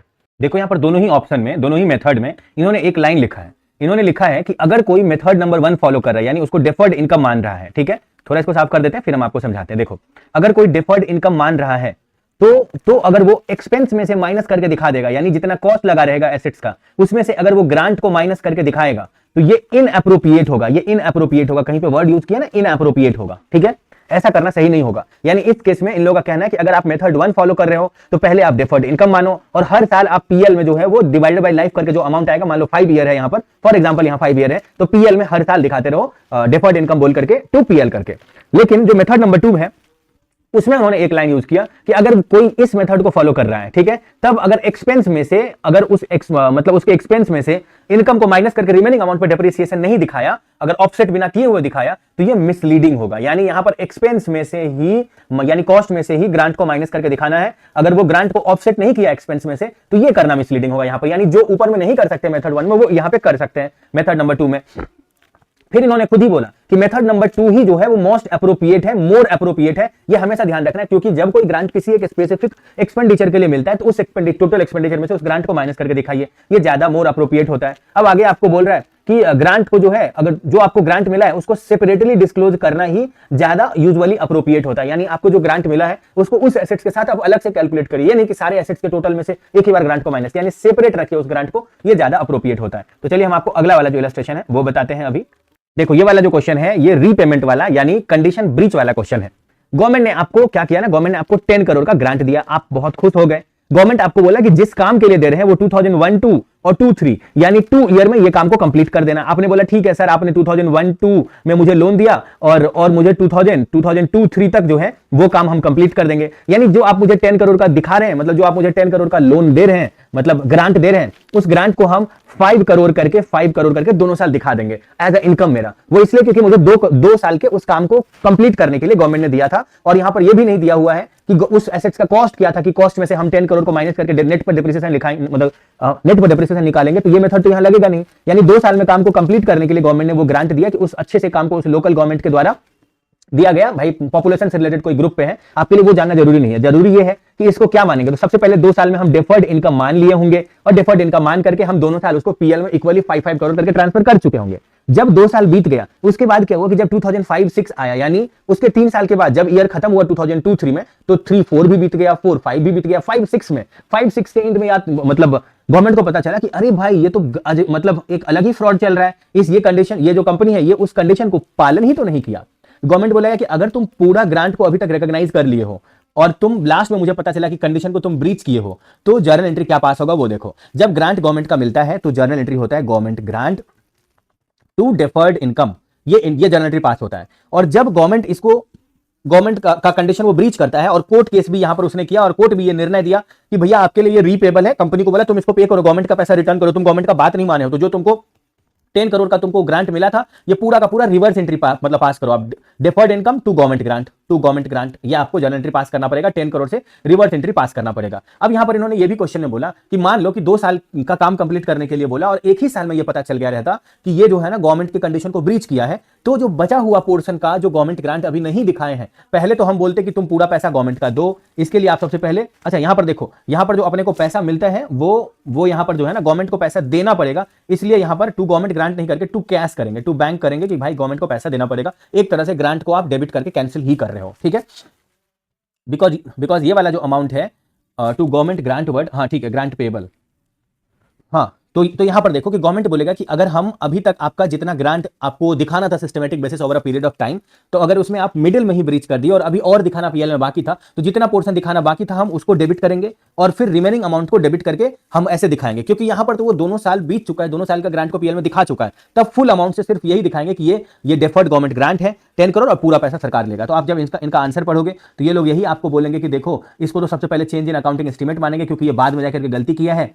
फिर ये आपको बोलेगा कि पहला मेथड तो ये है कि अगर कुछ डेफर्ड गवर्नमेंट ग्रांट अभी तक जो है अमोटाइज नहीं हुआ, यानी अभी तक पीएल में नहीं दिखाया है, बिकॉज 5 साल के लिए वो ग्रांट को दिखाना था, 2 साल होते ही बीच में ही जो है कंडीशन को ब्रीच किया, तो बचे हुए पीरियड का जो अभी डेफर्ड गवर्नमेंट ग्रांट है उसको सबसे पहले आप डेबिट करिए। यहां पर इस क्वेश्चन में ऐसा कुछ है नहीं, यहां पर दोनों साल का वो दिखा चुका है, ठीक है। तो उन्होंने बोला कि एक्सेस पोर्शन जो है उसी को सबसे पहले डेबिट करते हैं इमीडिएटली में, और रिमेनिंग जो है वो आप उसको लोन दिखाते हैं। मगर ऐसा यहां पर नहीं है, यहां पर आप स्टार्टिंग में ये जर्नल एंट्री पास किए होंगे, एंड में आप रिवर्स एंट्री पास करके दिखा दोगे, कोई दिक्कत नहीं है यहां पर। चलो अब आप आ जाओ, ये वाला क्वेश्चन भी आपका खत्म हो गया। अब आप टेस्ट योर नॉलेज में आ जाओ, टेस्ट योर नॉलेज में आ जाओ। ये वाला क्वेश्चन जो है वो बहुत ही इजी और बहुत ही सिंपल सा क्वेश्चन है। बोल रहा है कि गवर्नमेंट ने ग्रांट दिया 20 लाख का रिसिप्ट फॉर इमीडिएट स्टार्टअप। देखो मेरा बात सुनो, गवर्नमेंट ने इमीडिएट स्टार्टअप के लिए दिया और फर्दर कोई कंडीशन भी नहीं रखा। हम आपको पहले ही बोले हैं कि जैसे ही इमीडिएट वर्ड देखोगे आप बोलोगे हम इमीडिएटली पीएल में ट्रांसफर करेंगे, इमीडिएटली हम पीएल में ट्रांसफर करेंगे पीएल में, तो आप बोलोगे कोई कंडीशन नहीं रखे सर आप, चलिए ठीक है कोई बात नहीं है, आप इसको इमीडिएटली पीएल में हम ट्रांसफर करते हैं। आप इसका आंसर देखो और आपको दिखाते हैं। आप देखो जो इसका आंसर है उसमें ये लोग यही बोला होगा कि इमीडिएटली पीएल में ट्रांसफर करेंगे। दूसरा, अब गवर्नमेंट ने यहां पर दिया है 50 लाख का रिसर्च के पीछे दिया है और बोला है कि ये सब रिसर्च मेरा फुलफिल होना चाहिए, यानी 20% जो है टू द पब्लिक को 20% चीपर प्राइस पे अवेलेबल होना चाहिए। तुम जो है वो WHO का रूल फॉलो करना, जो तुमको हम रिसर्च करने के लिए दे रहे हैं पैसा 50 लाख का ड्रग्स बनाने पे, ये सारा कंडीशन फुलफिल करना, ये दोनों जो कंडीशन नीचे में है ये पालन होना चाहिए। तो आपको नहीं लग रहा कि गवर्नमेंट विथ गारंटी के साथ उसको ग्रांट दे रहा है। यहाँ कोई एसेट्स का दाम नहीं बोला है कि उसमें से ग्रांट माइनस करके रिमेनिंग पे डेप्रिसिएशन चार्ज करोगे। तो जो 2 मेथड है उसमें से तो एक ही मेथड लगेगा, वो है डेफर्ड इनकम मानना। तो आप बोलोगे कि जो ये 50 लाख है हम उसको डेफर्ड इनकम मानेंगे, हम सिस्टमैटिक बेसिस पर over a period of time में पीएल में दिखाएंगे, कोई दिक्कत नहीं है, हम इसको डेफर्ड इनकम अभी मानेंगे। आपको यही यहां पर कमेंट करना था और आपको मिलेगा पूरा नंबर, आप सिर्फ इतना कमेंट कर दोगे तो। अगला है क्वेश्चन कि गवर्नमेंट ने आपको लैंड दिया 2 एकड़, उसका फेयर वैल्यू 10 लाख है, received for setup of plant. आपको नहीं लग रहा कि प्लांट जब तक आप सेटअप नहीं करोगे तब तक गवर्नमेंट जो है वो आपको तब तक गवर्नमेंट ये नहीं मानेगा कि आपका कंडीशन सेटिस्फाई हुआ है। यानी यहां पर कोई एसेट्स का कॉस्ट नहीं बताया आपको कि आपके पॉकेट से इतना कॉस्ट लग रहा है तो ग्रांट जो मिल रहा है वो माइनस करके डिप्रिसिएशन निकालो। यहां पर आपको गवर्नमेंट लैंड फ्री में दे दिया, उस लैंड का फेयर वैल्यू जो है वो 10 लाख है। तो जब आपको किसी ऐसे कोई एसेट्स फ्री में मिलता है तो उसको फेयर वैल्यू पर दिखाते हैं एज अ डिफर्ड इनकम बोल करके। तो जो यहां पर 10 लाख का दिखाया हुआ है आप इसको बोलोगे कि ये मेरे लिए डिफर्ड इनकम है और ये जितने साल यूज होगा उतना साल का over a period of time में हम इसको राइट ऑफ करेंगे। अब लास्ट में अब देखो यहां पर 2 लाख जो है वो उसको मशीन खरीदने के पीछे मिल रहा है। अच्छे से देखो, ये वाला अच्छा क्वेश्चन है। क्या आपको मशीन का कॉस्ट पता चल जा रहा है? हाँ, मशीन का कॉस्ट पता चल रहा है कि 10 लाख का मशीन खरीदे, गवर्नमेंट ने 2 लाख का ग्रांट दिया, तो आप 10 में से 2 को माइनस कर दीजिए, रिमेनिंग 8 बचा। 8 को डिवाइड बाय 5 करके एसएलएम बेसिस पर डिप्रिसिएशन चार्ज करिए, क्योंकि इस क्वेश्चन में तो एसेट का कॉस्ट देकर के लाइफ देकर के वो खुद ही संकेत दे रहा है आपको कि भाई तुम एसेट वाला मेथड, एसेट्स में से इसको माइनस करके जो दिखाने का प्रोसेस है वो करना। ठीक है, यहां पर देखो, तो यहां पर 2 मेथड में कोई भी एक मेथड आप यूज कर सकते हो। जब आपको ऐसा क्वेश्चन पूछ दे तो टीचर को ये लगना चाहिए कि आपको अच्छे से पता है। तो आप बोलोगे या तो 2 लाख का जो ग्रांट मिला है डिवाइडेड बाय 5 करके 40,000 हम पर ईयर पीएल में दिखाएंगे और स्टार्टिंग में हम इसको डिफर्ड इनकम मान लिए रहेंगे और पर ईयर इसमें से 40,000 बोल करके हम इनकम दिखाएंगे पीएल में। या तो आप ऐसे कर दो या तो आप ऐसे कर दो, या नहीं तो ऑल्टरनेटिवली आप ऐसे भी कर सकते हो कि 10 लाख जो यहां पर वैल्यू है, 10 लाख जो यहां पर वैल्यू है उसमें से 2 लाख को माइनस कर दो और रिमेनिंग 8 लाख को डिवाइडेड बाय 5 करके आप पर ईयर डिप्रिसिएशन चार्ज करो। आप ये भी कर सकते हो, यही इन लोगों का कहना था और कोई बहुत बड़ा हाथी घोड़ा नहीं है यहां पर। अब आप आ जाइए, अगला वाला जो क्वेश्चन है ये हम आपको बताते हैं। ये जो क्वेश्चन है क्वेश्चन नंबर 2, ये क्वेश्चन कॉपी पेस्ट है my dear brother and sisters. हम आपको बताते हैं ये क्वेश्चन किस क्वेश्चन का कॉपी पेस्ट है। ये सेम जो टेस्ट और नॉलेज में क्वेश्चन नंबर 2 है, ये सेम टू सेम है इलू 4 जो अभी हम आपको करवाए हैं पेज नंबर 10.39 में। जो इलू 4 दिया हुआ ये हम आपको करवाए हैं कि भाई देखो ये परसेंटेज भी सेम है, क्वेश्चन में 5% और 12% ही था। मतलब यहां पर हम पेज नंबर लिख देते हैं, पेज नंबर 10.39, क्वेश्चन में 5% 12% ही था, बस वहां पर 50 लाख था, यहां पर 1 करोड़ है, बस अमाउंट को डबल कर दिया, बाकी सब कुछ सेम टू सेम है, कोई यहां पर फर्क वर्क नहीं पड़ा है, सब कुछ सेम टू सेम है। तो इस टाइप के क्वेश्चन में भी हम आपको वहां बताए हैं, आप चाहो तो वहां जाकर के फटाक से देख सकते हो। नहीं तो आप बोलोगे कि 1 करोड़ पर जितना इंटरेस्ट वो पर ईयर पे करेगा, इंटरेस्ट के साथ जो 1 करोड़ पे करेगा उसको मार्केट का जो रेट है 12% उस पर पी फैक्टर कैलकुलेट करके दिखाएंगे कि इतना उसको पे करना पड़ेगा।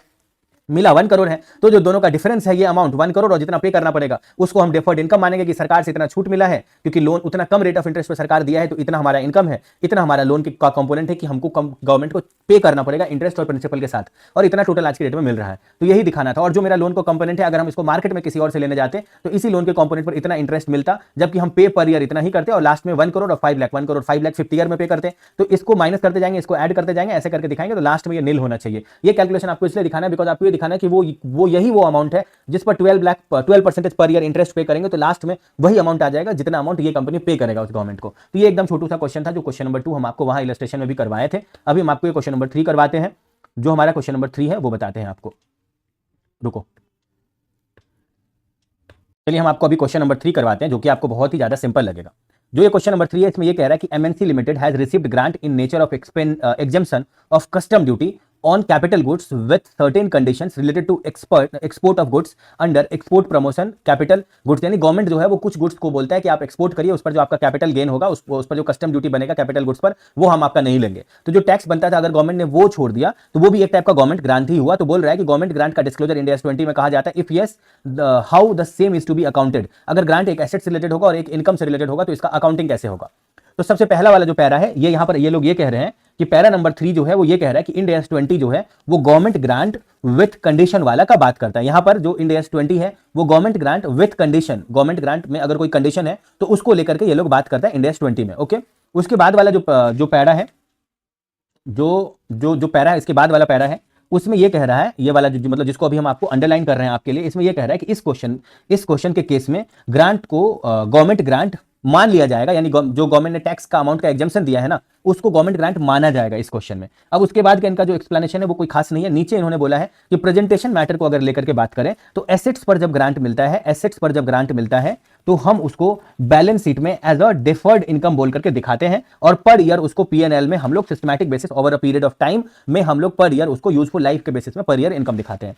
अब इन्होंने नीचे बोला है कि अगर इनकम से रिलेटेड अगर मिलता है, इनकम पर अगर ग्रांट मिलता है तो उसको पीएनएल में जो है पीएनएल में अदर इनकम बोल करके दिखा देते हैं। यही उन्होंने उसके बाद के पैरा में बोला है। फिर इन्होंने उसके बाद अगले पेज में इन्होंने इतना सारा एक्सप्लेन करके ये बोला, यहां पर कि गिवन केस में अगर अगर जो है गिवन केस में अगर एसोसिएट एक्सपर्ट ऑब्लिगेशन, मतलब जो यहां पर उनको कंडीशन बोला गया, अगर वो उसको फुलफिल कर देंगे तो फिर ग्रांट को पीएनएल में दिखा सकते हैं, अगर कंडीशन फुलफिल हुआ तो। और सबसे लास्ट में इन्होंने बोला है कि अगर एसेट्स पे ग्रांट मिला, देखो अगर कॉस्ट ऑफ एसेट्स को कंपनसेट करके, यानी एसेट्स में से अगर उस ग्रांट को माइनस करके दिखाएंगे तो उसको ग्रांट के लाइफ से मतलब में बांट करके दिखाना पड़ेगा। यानी एसेट्स में से अगर कॉस्ट को माइनस करके दिखाओगे तो उसको बचे हुए पोर्शन को ग्रांट के लाइफ में, यानी डेप्रिसिएशन आप कितना दिखाते हो, डिवाइडेड बाय लाइफ करते हो, तभी तो आपको पता चलता है कि डेप्रिसिएशन इतना है। तो बचे हुए पोर्शन में ग्रांट के लाइफ में दिखाना पड़ेगा अगर आप एसेट्स में से ग्रांट को माइनस करके दिखाओगे तो। अब जो क्वेश्चन नंबर 4 है ये बहुत ही ज्यादा सिंपल है। क्वेश्चन नंबर 4 में बोल रहा है कि गवर्नमेंट जो है एबीसी लिमिटेड एक कंपनी है, एबीसी लिमिटेड एक गवर्नमेंट कंपनी है और ये फर्स्ट टाइम इंड एस को फॉलो किया है और इसके ऊपर गैप वैप लगा हुआ है। गवर्नमेंट जो है यहां पर 100% शेयर होल्ड करती है और बोल रहा है which is the nature of government जो होल्ड करती है 100% शेयर, वो गवर्नमेंट यहां पर प्रमोटर्स कंट्रीब्यूशन बोल करके दिखाना चाहती है, मतलब प्रमोटर कंट्रीब्यूशन बोल करके जो गवर्नमेंट 100% शेयर होल्ड करती है वो बोल के दिखाना चाहती है। ठीक है, तो आपको बोल रहा है कि क्या यहां पर कोई मतलब प्रमोटर कंट्रीब्यूशन बोल करके गवर्नमेंट का ग्रांट को दिखाना सही होगा या नहीं होगा दिखाना। तो आप बोलोगे कि गवर्नमेंट जो इस कंपनी में 100% होल्ड करती है, वो गवर्नमेंट अगर शेयर होल्डर बन करके होल्ड करती है तो उसको इक्विटी माना जाएगा गवर्नमेंट के दिए हुए 100% शेयर के पैसे को। और अगर गवर्नमेंट बन के होल्ड करती है, यानी गवर्नमेंट बन के पैसा उस कंपनी में लगाती है, तब उसको ग्रांट माना जाएगा। ठीक है, ये आपको पहले एक्सप्लेन करना है, आप आंसर पढ़ना, आपको यही दिखेगा। और लास्ट में आपको ये बोलना है कि उसको प्रमोटर कंट्रीब्यूशन मान लेना, प्रमोटर कंट्रीब्यूशन मान लेना, ये एकदम सरासर गलत होगा। प्रमोटर कंट्रीब्यूशन नहीं मान सकते हैं हम, उसको क्लासिफाई कर सकते हैं कि गवर्नमेंट अगर शेयर होल्डर बनकर दे रहा है तो हम उसको मानेंगे कि वो इक्विटी है, और गवर्नमेंट अगर गवर्नमेंट बन करके लगा रहा है, यानी उसका शेयर होल्डर का रिलेशन एग्जिस्ट नहीं कर रहा है वहां पर, तब हम उसको ग्रांट बोलेंगे। ठीक है, तो ये आपका हो गया और हम आपको क्वेश्चन नंबर 5 करवाते हैं अभी। देखो यहां पर जो है ना क्वेश्चन नंबर 5 आपको ये बोल रहा है कि गवर्नमेंट ने 1 लाख ईच, यानी इस दोनों ही कंडीशन में गवर्नमेंट ने 1 लाख करके ग्रांट दिया। तो पहला वाला गवर्नमेंट ने 1 लाख का जो ग्रांट दिया वो उन्होंने बोला कि रिसर्च करो क्लीन रिवर प्रोजेक्ट पर। ठीक है, जबकि इन्होंने अब यहां पर क्वेश्चन में यही बोल रहा है कि रिसर्च जो है वो अभी तक कंप्लीट नहीं हुआ और बीच में आ गया 31 मार्च 2002। आप बोलोगे भले ही रिसर्च अभी तक कंप्लीट नहीं हुआ है, लेकिन गवर्नमेंट ने रिसर्च करो पर दिया तो है, तो रिसर्च अभी चल ही रहा है, यानी हम उसको डेफर्ड इनकम मानेंगे ये 1 लाख को, और इसको systematic basis over a period of time में हम उसको राइट ऑफ करेंगे पीएल में। तो आप इसको पूरा पढ़ लेना, उनका जो फर्स्ट वाला आंसर है उसमें आपको यही पता चलेगा कि systematic basis over a period of time में आप इसको दिखा सकते हो भाई पीएल में। और डिफर्ड इनकम अभी आपको उसको रिकॉग्नाइज करना है, या तो देखो या तो आप उसको इमीडिएटली दिखा दो, और या नहीं तो आप इसको जो है वो कंडीशन रिसर्च भी ग्रांट जो है over the period of time. ठीक है, देखो यहां पर इन्होंने बोला ना कि दो में से कोई एक चीज होगा। अगर गवर्नमेंट को उस पर पूरा भरोसा है और वो काम वो रिसर्च वाला करके दे ही देगा, तो वो इमीडिएटली पीएल में पूरा अमाउंट को इसी दिन रिकॉग्नाइज कर सकता है। ठीक है, यानी जितना पूरा 1 लाख मिला वो पूरा का पूरा, और उसको अगर लग रहा है कि नहीं भाई बेटर होगा कि भाई हम इसको over the period of time में रिकॉर्ड करें और हम उसको डेफर्ड इनकम माने अभी, यानी हम आपको 3 कंडीशन बताए थे। अगर आपको लग रहा है कि आप पूरा काम अच्छे से कर दोगे तो आप पीएल में इमीडिएटली वर्ड आपको दिखेगा, इमीडिएटली रिकॉग्नाइज करिए। फिर मैंने आपको 2 कंडीशन दिया था कि अगर आपको लग रहा है कि आप फ्यूचर में उसको सेटिस्फाई करोगे तो या तो आप उसको डेफर्ड इनकम मानो और पर ईयर उसको इनकम दिखाओ, यानी तो आप एसेट्स में से उसके ग्रांट को माइनस कर दो और रिमेनिंग जो अमाउंट बचा है उसको डिवाइड बाय लाइफ करके उतना डेप्रिसिएट करो। तो यहां पर एसेट्स का कॉस्ट तो बोला नहीं है, तो आप बोलोगे ये भी हो सकता है, ये भी हो सकता है। अगर उसको पूरा भरोसा है कर ही देगा तो पीएल में इमीडिएटली दिखा देगा, और पीएल में इमीडिएटली दिखा देगा, और फिर नहीं तो फिर ये वाला जो कंडीशन है वो भी फुलफिल हो सकता है। दोनों में से कोई एक भी हो सकता है। अब हम आपको दूसरा कंडीशन इनका बताते हैं। दूसरा कंडीशन में ये लोग ये बोल रहे हैं कि गवर्नमेंट ने ग्रांट दिया है एक न्यू इक्विपमेंट बनाने के लिए, इको फ्रेंडली वो होगा, और कॉन्फिडेंट है कि टेक्निकल फिजिबिलिटी एग्जिस्ट करता है, सब कुछ ही सही है, और ये मार्केट में सेल करने के लिए अप्रैल 2003 में होगा। तो अब आप देखो कि पहला बात तो ये फ्यूचर में कोई काम होगा उससे रिलेटेड भी दिया हुआ है, तो आप बोलोगे ये डेफर्ड इनकम मान करके पर ईयर उसमें से हम इनकम दिखाएंगे, ये करना भी सही है। और दूसरा है कि वो किसी इक्विपमेंट से रिलेटेड है, यानी मशीन से रिलेटेड है, तब हम इसको एसेट्स में से माइनस करके, एसेट्स में से ग्रांट को माइनस करके जो रिमेनिंग बचेगा उस पर हम उसको लाइफ से डिवाइड करके, यानी लाइफ जो भी होगा उससे डिवाइड करके हम उतना डेप्रिसिएशन दिखाएं, ये भी करना सही होगा। तो आप बोलोगे दोनों ही मेथड इसमें सही है, इसीलिए यहां पर इंस्टीट्यूट ने भी बहुत बड़ा गुरु ज्ञान दिया है। आप पढ़ोगे तो आपको यही समझ में आएगा, और लास्ट में उन्होंने ऑल्टरनेटिव भी नीचे बोल करके दिया हुआ है कि ऑल्टरनेटिव ये भी तरीका है। फिर उन्होंने थर्ड पोर्शन में बोला कि एक आदमी है जिसके कंपनी में जो है वो फ्लड आ गया, आग वाग लग गया, ठीक है, तो उसको कंपनी को जल्दी से जल्दी बताना चाहिए, लेकिन जो है अभी 31 मार्च 2002 आ गया, ठीक है, और इसने बताया कब, जब इसने जो है अभी तक कोई क्लेम ही नहीं गवर्नमेंट के पास सबमिट किया है। यानी एक आदमी है जिसका फ्लड में बहुत, ऐसे समझ लो ना कि फ्लड में उसका बहुत ज्यादा नुकसान हुआ, ठीक है, तो ये 31 मार्च के पहले ही उसका नुकसान हो गया, यानी इसका जब फ्लड में नुकसान हुआ तो इसका 31 मार्च के पहले ही बहुत ज्यादा नुकसान हुआ। ये डेट है 31 मार्च 2002, तो इसके पहले ही फ्लड आ गया और उसका बहुत ज्यादा नुकसान हुआ। तो कम से कम 31 मार्च आप बोलोगे कि हम इसको गवर्नमेंट ग्रांट में ड्यूरिंग द ईयर में, ये पिछला वाला साल में 1 अप्रैल 2001 से लेकर 31 मार्च 2002 में गवर्नमेंट ग्रांट कंसीडर करेंगे कि नहीं। तो आप देखो, फ्लड भले ही 31 मार्च 2002 के पहले आ गया है, लेकिन गवर्नमेंट के पास ये ग्रांट के लिए इसको एप्लीकेशन देना पड़ेगा, और ये एप्लीकेशन फॉर्म अगर जब तक सबमिट नहीं किया है गवर्नमेंट, देखो यहां पर बोल रहा है कि गवर्नमेंट को जो है वो एप्लीकेशन फॉर्म चाहिए था और इसने सबमिट नहीं किया है। बोल रहा है कि यहां पर फिगर जो है एप्लीकेशन फॉर्म प्रायर 30 जून 2002 तक जो है वो नेसेसरी है, और अभी तक उसने सबमिट नहीं किया है। भैया ये तो बहुत बड़ा गलती किया है, अभी तक इसने 31 मई 2002 आ गया और इसने अभी तक सबमिट नहीं किया है। तो आप बोलोगे ना कि तब ये ग्रांट जो है वो ड्यूरिंग द ईयर में नहीं दिखा सकता है, बिकॉज एक तो 31 मार्च तक ही उसको दिखा देना चाहिए था, या नहीं तो बैलेंस शीट अप्रूव होने के पहले दिखा देना चाहिए था। इसको इस डेट के पहले करना है, लेकिन 31 मई तक ये दिखाया ही नहीं है, गवर्नमेंट के पास ग्रांट के लिए अप्लाई नहीं किया है। तो आपको बोल रहा है इसको क्या करेंगे वो मुझे बताइए। तो आप बोलोगे ना, इतना पूरा ज्ञान दोगे कि इसको पूरा गवर्नमेंट के पास इस डेट के पहले जाना चाहिए, ये वो सब कुछ आप बोल दोगे। लास्ट में आप बोलोगे कि ग्रांट को हम इनकम नहीं दिखा सकते हैं इस साल, बिकॉज 2 कंडीशन है इनकम को रिकॉर्ड करने में। पहला कंडीशन कि वो कंडीशन फुलफिल होना चाहिए जब आपको ग्रांट मिल रहा है, और दूसरा कंडीशन आपको ग्रांट जो है वो रिसीव्ड होना चाहिए। ये कंडीशन सेटिस्फाई नहीं हो रहा है, यहां पर एप्लीकेशन सबमिट करेगा तब तो रिसीव होगा, इसीलिए ये कंडीशन यहां पर सेटिस्फाई नहीं हो रहा है, इसीलिए वो ग्रांट नहीं दिखा सकता है। अब आप आ जाइए क्वेश्चन नंबर 6 में। जो क्वेश्चन नंबर 6 है ये हम आपको बताते हैं। देखो यहां पर बोल रहा है कि एन एंटिटी एक फैक्ट्री ओपन किया जिसके लिए उसको 15,000 का ग्रांट मिला गवर्नमेंट से, जिसका कॉस्ट है 1 लाख रुपीस, ठीक है, और इस पर 20% का एसएलएम बेसिस पर डिप्रिसिएशन चार्ज हो रहा है। आपको बोल रहा है कि शो करो कि पीएल और बैलेंस शीट में हम लोग ग्रांट कितना दिखाएंगे, फर्स्ट ईयर में हम लोग कितना दिखाएंगे। तो चलो हम आपको थोड़ा सा अच्छे से समझाते हैं। आप बोलोगे ना कि हम यहां पर दोनों मेथड फॉलो करेंगे, बिकॉज आप उसका कॉस्ट भी दे दिए हैं, तो हम एसेट्स में से ग्रांट माइनस करके डिवाइड बाय लाइफ करके पर ईयर डेप्रिसिएट करना है वो भी दिखाएंगे, और हम ग्रांट को डिफर्ड इनकम बोल के पर ईयर दिखाने का सिस्टम है वो भी दिखाएंगे। तो हम सबसे पहले बोलेंगे 15,000 मुझे मिला, डिवाइडेड बाय उसका लाइफ है। लाइफ यहां पर देखो दिया नहीं है, लेकिन आपको खुद समझना पड़ेगा कि यहां पर जो है वो लाइफ है, यहां पर जो है वो 1 लाख का सामान है, ठीक है, और 20% पर ईयर एसएलएम बेसिस पे डिप्रिसिएट करेगा। तो लाइफ कितना हो गया वो मुझे बताओ। लाइफ यहां पर हो गया 1 लाख डिवाइडेड बाय 20% कितना हो जाएगा इसका, 20,000 हो जाएगा। तो आप बोलोगे 5 ईयर यहां पर लाइफ है, ठीक है, 5 ईयर यहां पर लाइफ है, बिकॉज आप जब डिप्रिसिएशन निकालते हो तो depre equal to cost by life होता है ना। तो आपको डिप्रिसिएशन पता है, मतलब डिप्रिसिएशन का परसेंटेज पता है, 20% ऑफ 1 लाख डिप्रिसिएशन का अमाउंट निकल गया, कॉस्ट पता है 1 लाख, तो लाइफ आपका क्रॉस डिवीजन करके आपको पता चल जाएगा 5 ईयर है। तो आप इसको 5 ईयर से डिवाइड करोगे तो आपके हिसाब से 3,000 पर ईयर का डेफर्ड इनकम को इनकम रिकॉग्नाइज कर सकते हैं पर ईयर। ये पूरा स्टार्टिंग में डेफर्ड इनकम मान लेना है, ठीक है। हम आपको पहला मेथड बता रहे हैं जिसमें आप डेफर्ड इनकम मानोगे, और आप पहले साल के बिगिनिंग में डेफर्ड इनकम 15,000 से मानोगे, और पर ईयर 3-3 करके आप उसी में से इनकम मानते जाओगे, यानी डेफर्ड इनकम को अमोटाइज करते जाओगे, 3-3 करके पीएल में दिखाते जाओगे। तो पहला साल आप पीएल में दिखा दोगे, कितना आ गया है आपका 3,000। तो बच कितना गया अमाउंट, अब 12,000 बच गया। तो इस 12,000 को 2 पार्ट में आपको बांट के, ये तो आपको पीएल में दिखाने का बात हो गया, लेकिन आपको बोला पीएल में क्या दिखाएंगे वो बताओ, और बैलेंस शीट में क्या दिखाएंगे वो भी बताओ। तो पीएल में आप बोलोगे हम 3,000 इनकम दिखाएंगे। अब बैलेंस शीट में आपको 2 दिखाना पड़ेगा, एक तो आपको बोलना पड़ेगा करंट और एक आपको बोलना पड़ेगा नॉन करंट। तो आपको नहीं लग रहा है कि ये जो 12,000 है इसमें 3,000 तो आने वाला एक साल में ही इनकम बुक करना पड़ेगा, और रिमेनिंग जो 9,000 है वो आपको उसके बाद वाले साल से इनकम बुक करना है। तो ये वाला नॉन करंट है और 3,000 करंट है, ठीक है, समझ गए। तो यही आपको करके दिखाना था। और जब आप एसेट्स में से माइनस करोगे तो आप बोलोगे एसेट्स का कॉस्ट है 1 लाख, उसमें से 15,000 हम माइनस करेंगे डिवाइड, और उसका 20% करके अगर हम डेप्रिसिएट करेंगे तो हम बोलेंगे कि भैया ये डेप्रिसिएशन है जो आपका आएगा, देखो ना 15,000, तो ये बच जाएगा 85,000 का, ये 20% हो जाएगा, 17,000 करके आप पर ईयर डेप्रिसिएशन करोगे, यही पीएनएल में जाएगा। और बैलेंस शीट में जो जाएगा वो 85,000 में से 17,000 माइनस कर दो, जो बच जाएगा वो आप बोलोगे 68,000 बैलेंस शीट में जाएगा। यही तो दिखाना था, कोई बहुत बड़ा बात थोड़े ना है। चलो हम आपको दिखाते हैं। यहां पर सबसे पहले आपको बोलना था कि 20,000 डेप्रिसिएशन होगा और 3,000 गवर्नमेंट ग्रांट होगा पर ईयर। फिर अगर आप दिखाओगे तो पहली बात देखो, अच्छे से सुनो, जब आप उसको डेफर्ड इनकम बोल रहे हो,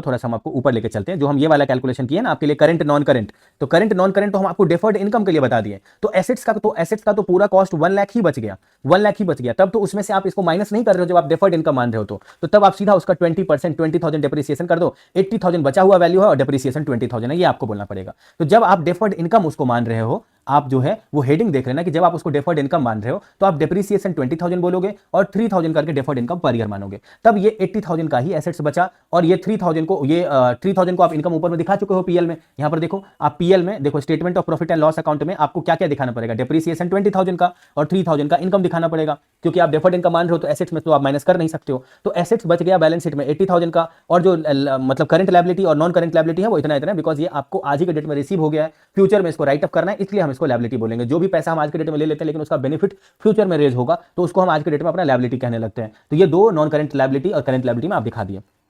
यही बात है यहाँ पर उन्होंने डिफर्ड इनकम का आप अकाउंट बनाओगे, बोलोगे इतना मिला, इतना पीएल में भेज दिया तो बैलेंस अभी भी 12,000 बचा है। लेकिन जब आप इसको एसेट्स बोल करके दिखाओगे तो आप बोलोगे हम इसमें से 15,000 माइनस करके जो डिप्रिसिएशन होना चाहिए 17,000 ये पीएल में आएगा। तब पीएल में कुछ भी डिफर्ड इनकम नहीं जाएगा क्योंकि ये 15 का 15,000 एसेट्स में से ऑलरेडी माइनस हो चुका है, इसलिए पीएल में अलग से डिफर्ड इनकम रिकॉग्नाइज नहीं होगा। और आप जब बैलेंस शीट बनाओगे तो आप बोलोगे 85,000 उसका वैल्यू है, 15,000 माइनस करके 17,000 माइनस करेंगे 68,000 बचेगा। क्या मैंने आपको यही अभी कैलकुलेट करके दिखाया था कि 68,000 आएगा? ये देखो मैंने आपको 68,000 बताया था यहाँ पर। ठीक है, चलो आप आ जाओ, हम आपको बताते हैं। ये वाला क्वेश्चन तो खत्म हो गया, अब हम आपको प्रैक्टिस क्वेश्चन से बताते हैं क्वेश्चन, जो कि ये मॉड्यूल के लास्ट में सीएन स्टूडेंट ने प्रैक्टिस क्वेश्चन हर चैप्टर से रिलेटेड ऐड किया था। तो इस चैप्टर का प्रैक्टिस क्वेश्चन हम आपको करवाते हैं। माय डियर स्टूडेंट्स, बीच में आपको कोई एक वेरी इंपॉर्टेंट इंफॉर्मेशन देने वाले हैं, थोड़ा सुन लेना। आप जिस किसी भी अटेम्प्ट में एग्जाम दे रहे होगे सीए इंटरमीडिएट का, आपको उस अटेम्प्ट का इंपॉर्टेंट क्वेश्चन उस अटेम्प्ट के 3 मंथ बिफोर आपको हमारे यूट्यूब चैनल पे दिख जाएगा। हम लोग CS, CS, CMA, foundation, inter, final सभी का गारंटीड इंपॉर्टेंट क्वेश्चन प्रोवाइड करते हैं, जिसमें एग्जाम में 80% मैच कर जाता है। इसका पूरा गारंटी रहता है 80% के मैच होने का। आप जिस किसी भी अटेम्प्ट में एग्जाम दे रहे होगे, हम आपको ये बता देते हैं कि हम लोग कौन कौन सा सब्जेक्ट यूट्यूब के थ्रू फ्री में इंपॉर्टेंट क्वेश्चन प्रोवाइड करते हैं। सीए फाउंडेशन का अकाउंट्स, सीए इंटरमीडिएट का advance account and financial management और सीए फाइनल का फाइनेंशियल रिपोर्टिंग। ये ऐसा सब्जेक्ट है जिसको हम लोग YouTube पे फ्री में प्रोवाइड करते हैं, और रिमेनिंग जो इंपॉर्टेंट क्वेश्चन है उसको हम लोग अपने वेबसाइट के थ्रू प्रोवाइड करते हैं। हम लोग का वेबसाइट का नाम है एलिट सीए, जो कि आपको ऐसे गूगल पर भी मिल जाएगा, और या नहीं तो आप जिस किसी भी अटेम्प्ट में एग्जाम दे रहे हो उस अटेम्प्ट के 3 मंथ बिफोर आप YouTube पे सर्च कर लेना, एलिट सीए का YouTube चैनल पे आपको ये दिखेगा कि वहां पर एडवांस अकाउंट्स का इंपॉर्टेंट क्वेश्चन वीडियो या एफएम का इंपॉर्टेंट क्वेश्चन वीडियो दोनों दिखेगा, और उसी वीडियो के डिस्क्रिप्शन में हम लोग के वेबसाइट का लिंक दिखेगा, जिस पर रिमेनिंग जो सब्जेक्ट है, अगर आप सीए इंटरमीडिएट दे रहे हो तो जो सीए इंटरमीडिएट का advance account and financial management के अलावा रिमेनिंग सब्जेक्ट है उसका इंपॉर्टेंट आपको हमारे वेबसाइट पर दिखेगा, जो कि थोड़ा बहुत चार्जेबल रहेगा, और वो भी गारंटीड है, और उसमें भी आपको 80% तक एग्जाम में मैच होता हुआ दिखेगा। सभी सब्जेक्ट में, लॉ में थोड़ा ज्यादा मैच करता है। अगर सीए फाइनल में आपके फैमिली में कोई है जान पहचान में, तो उनको एफआर का इंपॉर्टेंट क्वेश्चन वीडियो यूट्यूब पर दिखेगा, और रिमेनिंग जो सब्जेक्ट है वो हमारे वेबसाइट पर दिखेगा। गारंटीड है, highly analysed and guaranteed important question है, और सीए फाउंडेशन का अकाउंट्स फ्री में है, रिमेनिंग सब्जेक्ट चार्जेबल है, जो कि हमारे यूट्यूब चैनल हमारे वेबसाइट पर आपको दिखेगा।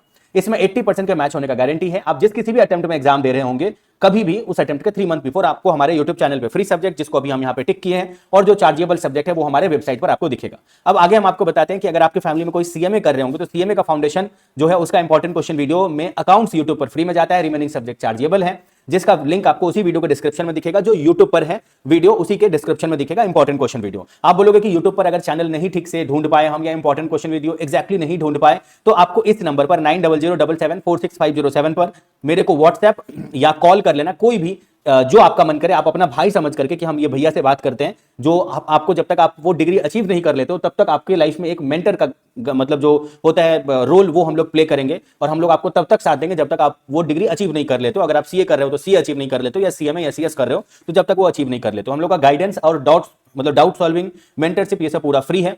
तो आप किसी भी टाइम इस नंबर पर मुझे कॉल या व्हाट्सएप करके अपना डाउट पूछ सकते हो कि कितना इंपॉर्टेंट मैच करेगा, या कैसे यूट्यूब से वो इंपॉर्टेंट क्वेश्चन ढूंढे, या वेबसाइट से आपको लेना है तो कैसे बाय करें, क्या अश्योरेंस है, एवरीथिंग आप इस नंबर पर मेरे से कॉल या व्हाट्सएप पे बात कर सकते हो। और ये दूसरा नंबर है, कृष्णा मैम का नंबर है 8017506379 पर। आप एनी टाइम जब कभी भी अटेम्प्ट दोगे उसके पहले, या जब तक आप सीए बन नहीं जाते हो, सीए से रिलेटेड या सीएमए से रिलेटेड या सीएस से रिलेटेड कोई भी क्वेरी होगा, आप हम लोगों को कॉल या व्हाट्सएप करके पूछ सकते हो।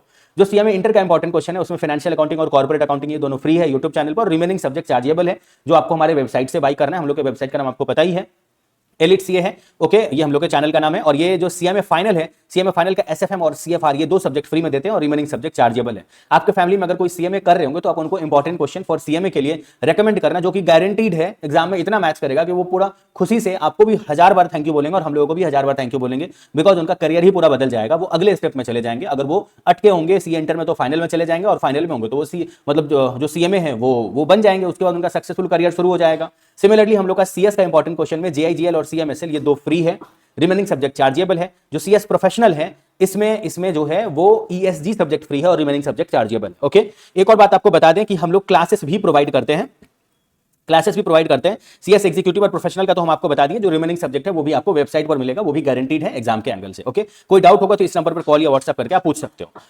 जो क्लासेस के बारे में आपको बता रहे थे, हम लोग CA, CS, CMA, foundation, inter, final सभी का क्लासेस प्रोवाइड करते हैं। आपको जिसका भी क्लासेस चाहिए होगा उसका आपको हम लोग के वेबसाइट पर अगर आप डायरेक्ट जाओगे तो थोड़ा सा आपको प्राइस ज्यादा दिखेगा। वो वो आपको अभी जो है वहां पर वेबसाइट पर थोड़ा ज्यादा प्राइस दिखेगा। आप जिस किसी भी अटेम्प्ट में किसी भी सब्जेक्ट का क्लासेस लेने का सोचोगे, आप मेरे को या मैम को इस नंबर पर मैसेज करके कांटेक्ट कर लेना। हम लोग आपको एक कूपन कोड देंगे, उस कूपन कोड के थ्रू आप उस पर क्लिक करके आप डायरेक्टली जो है हम लोग के वेबसाइट पर बहुत सारा डिस्काउंट अवेल कर सकते हैं और बहुत ही लोअर प्राइस पे। मतलब आप सोचे भी नहीं होगा, सपना में भी नहीं सोचोगे कि इतना लोअर प्राइस पर आपको वो सब्जेक्ट का क्लासेस जो है वो मिल जाएगा, जो कि आप जल्दी से जल्दी with 100% concept clarity, with 100% some solution of ICS study material, exam के एंगल से कैसे आपको सम सॉल्व करना है, सारा कुछ आपका कॉन्सेप्ट भी क्लियर है, सारा सम्स भी आपके कंट्रोल में है और आपको कम प्राइस पर विद हाईली डिस्काउंट वाला प्राइस पर आपको मिल भी जा रहा है। ओके, तो आपको इस नंबर पर कॉन्टैक्ट करना है और आपको डिस्काउंट का कूपन ले लेना है। फिर वही क्लास जो आपको वेबसाइट पर अभी थोड़ा ज्यादा में दिखाएगा वो आपके लिए बहुत कम हो जाएगा। ओके, तो उम्मीद करते हैं कि इंपॉर्टेंट क्वेश्चन, एक और चीज कि हम लोग टेस्ट सीरीज भी प्रोवाइड करते हैं जो कि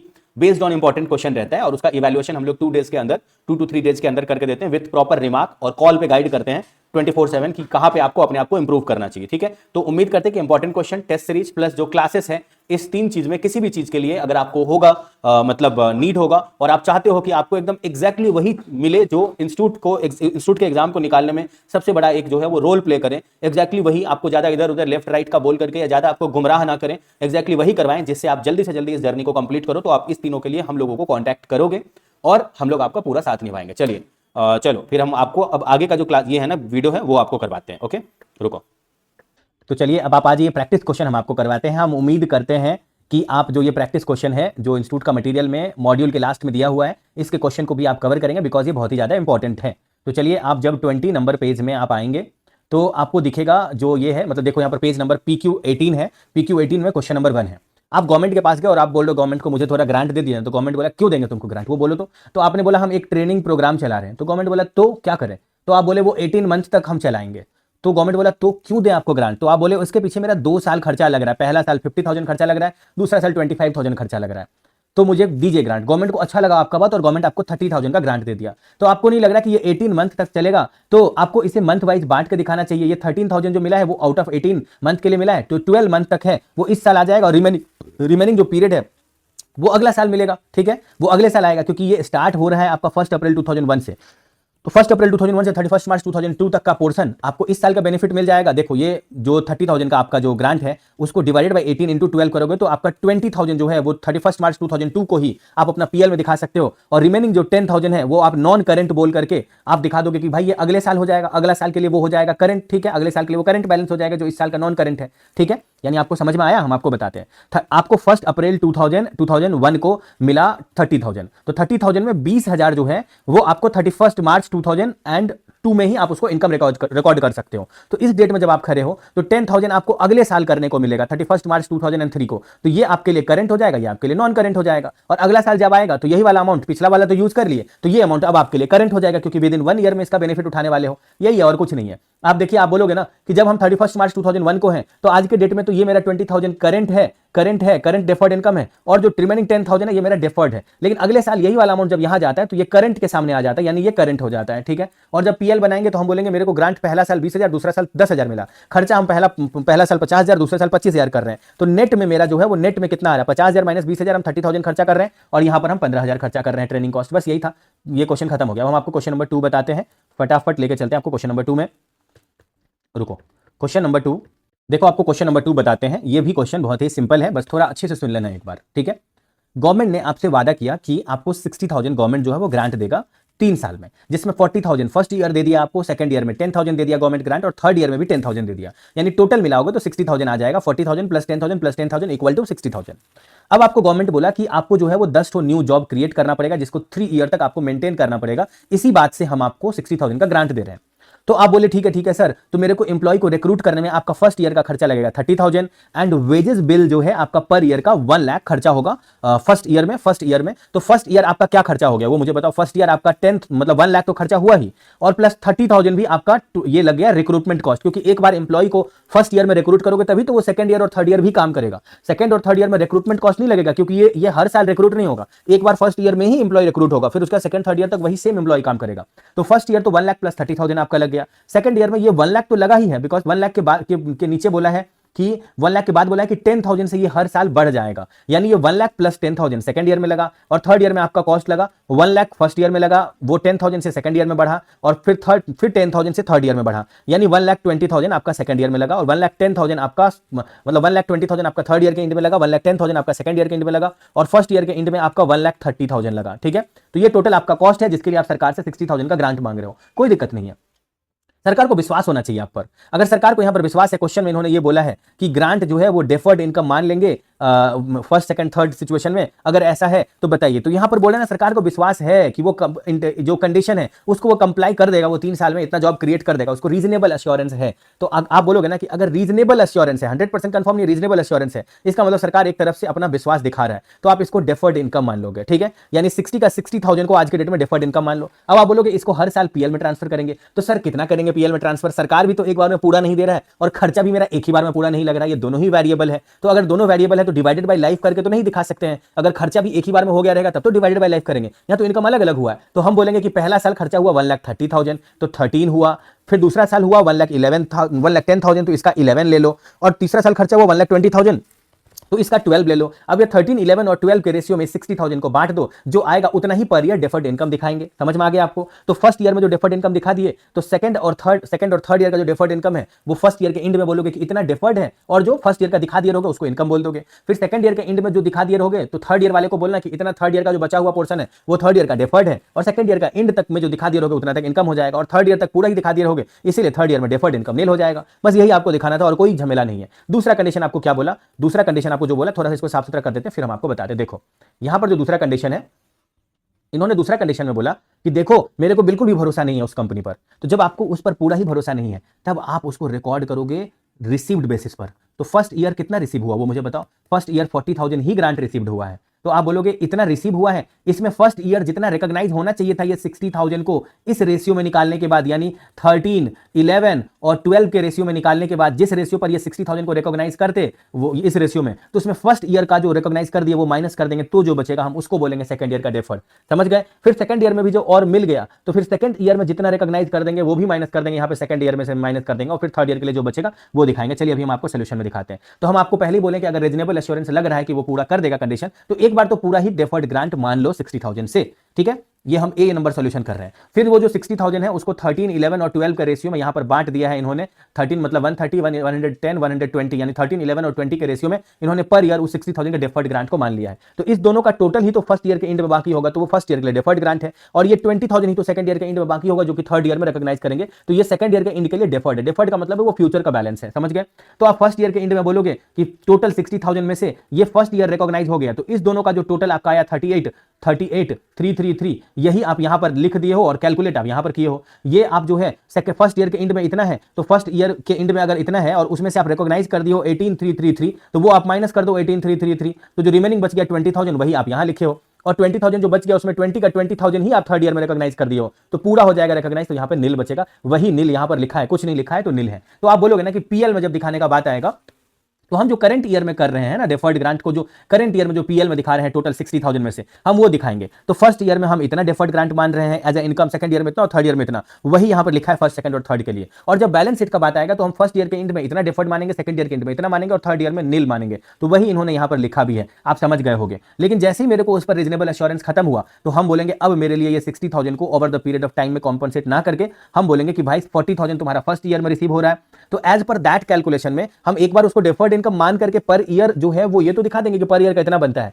लेकिन जब हम डेफर्ड मतलब अगले साल का बैलेंस कितना है वो दिखाएंगे, तो हम बोलेंगे 40,000 ही अभी तक मिला है, जिसमें से हम रिकॉग्नाइज फर्स्ट ईयर इतना कर दिए हैं, तो जो बच गया वो 18,333 है, ये फर्स्ट ईयर के एंड में हम मानेंगे, फर्स्ट ईयर के एंड में मानेंगे कि ये मेरा जो है वो डेफर्ड है। अब सेकंड ईयर क्या हुआ कि 40,000 प्लस 10,000, 40,000 प्लस सेकंड ईयर में भी 10,000 और मिल गया, तो सेकंड ईयर के एंड तक 50,000 ही मिला है। तो सेकंड ईयर तक जो है वो क्या क्या रिकॉग्नाइज कर दिए एज ए इनकम में, पीएल में ये रिकॉग्नाइज कर दिया, ये कर दिया, तो दोनों बैलेंस माइनस कर दो। अब आप बोलोगे सेकंड ईयर के एंड में इतना ही मुझे लग रहा है जो थर्ड ईयर रिकॉग्नाइज होगा। अब थर्ड ईयर में आपको फिर से 60,000 मिल गया, यानी ये 50,000 में फिर से 10,000 मिल गया। ये तब होगा जब रीजनेबल एश्योरेंस आपको नहीं है उस कंपनी पे। तो 60,000 में से आप फर्स्ट ईयर में इतना दिखा दिए, सेकंड ईयर में इतना दिखा दिए, थर्ड ईयर में इतना दिखा दिए, तो ये पूरा ही आपका नील हो जाएगा बैलेंस, वही यहां पर इन्होंने नील लिखा है। ठीक है, डैश दे दिया मतलब नील है। तो आप जो यहां पर लिखे हो, ये वाला कॉलम जो लिखे हो, ये सेम टू सेम पीएल में आप रिकॉग्नाइज कर रहे हो, इसीलिए आप यहां पर ये लिखे हो। और जो यहां पर आप लिखे हो, थोड़ा इसको साफ कर देते हैं।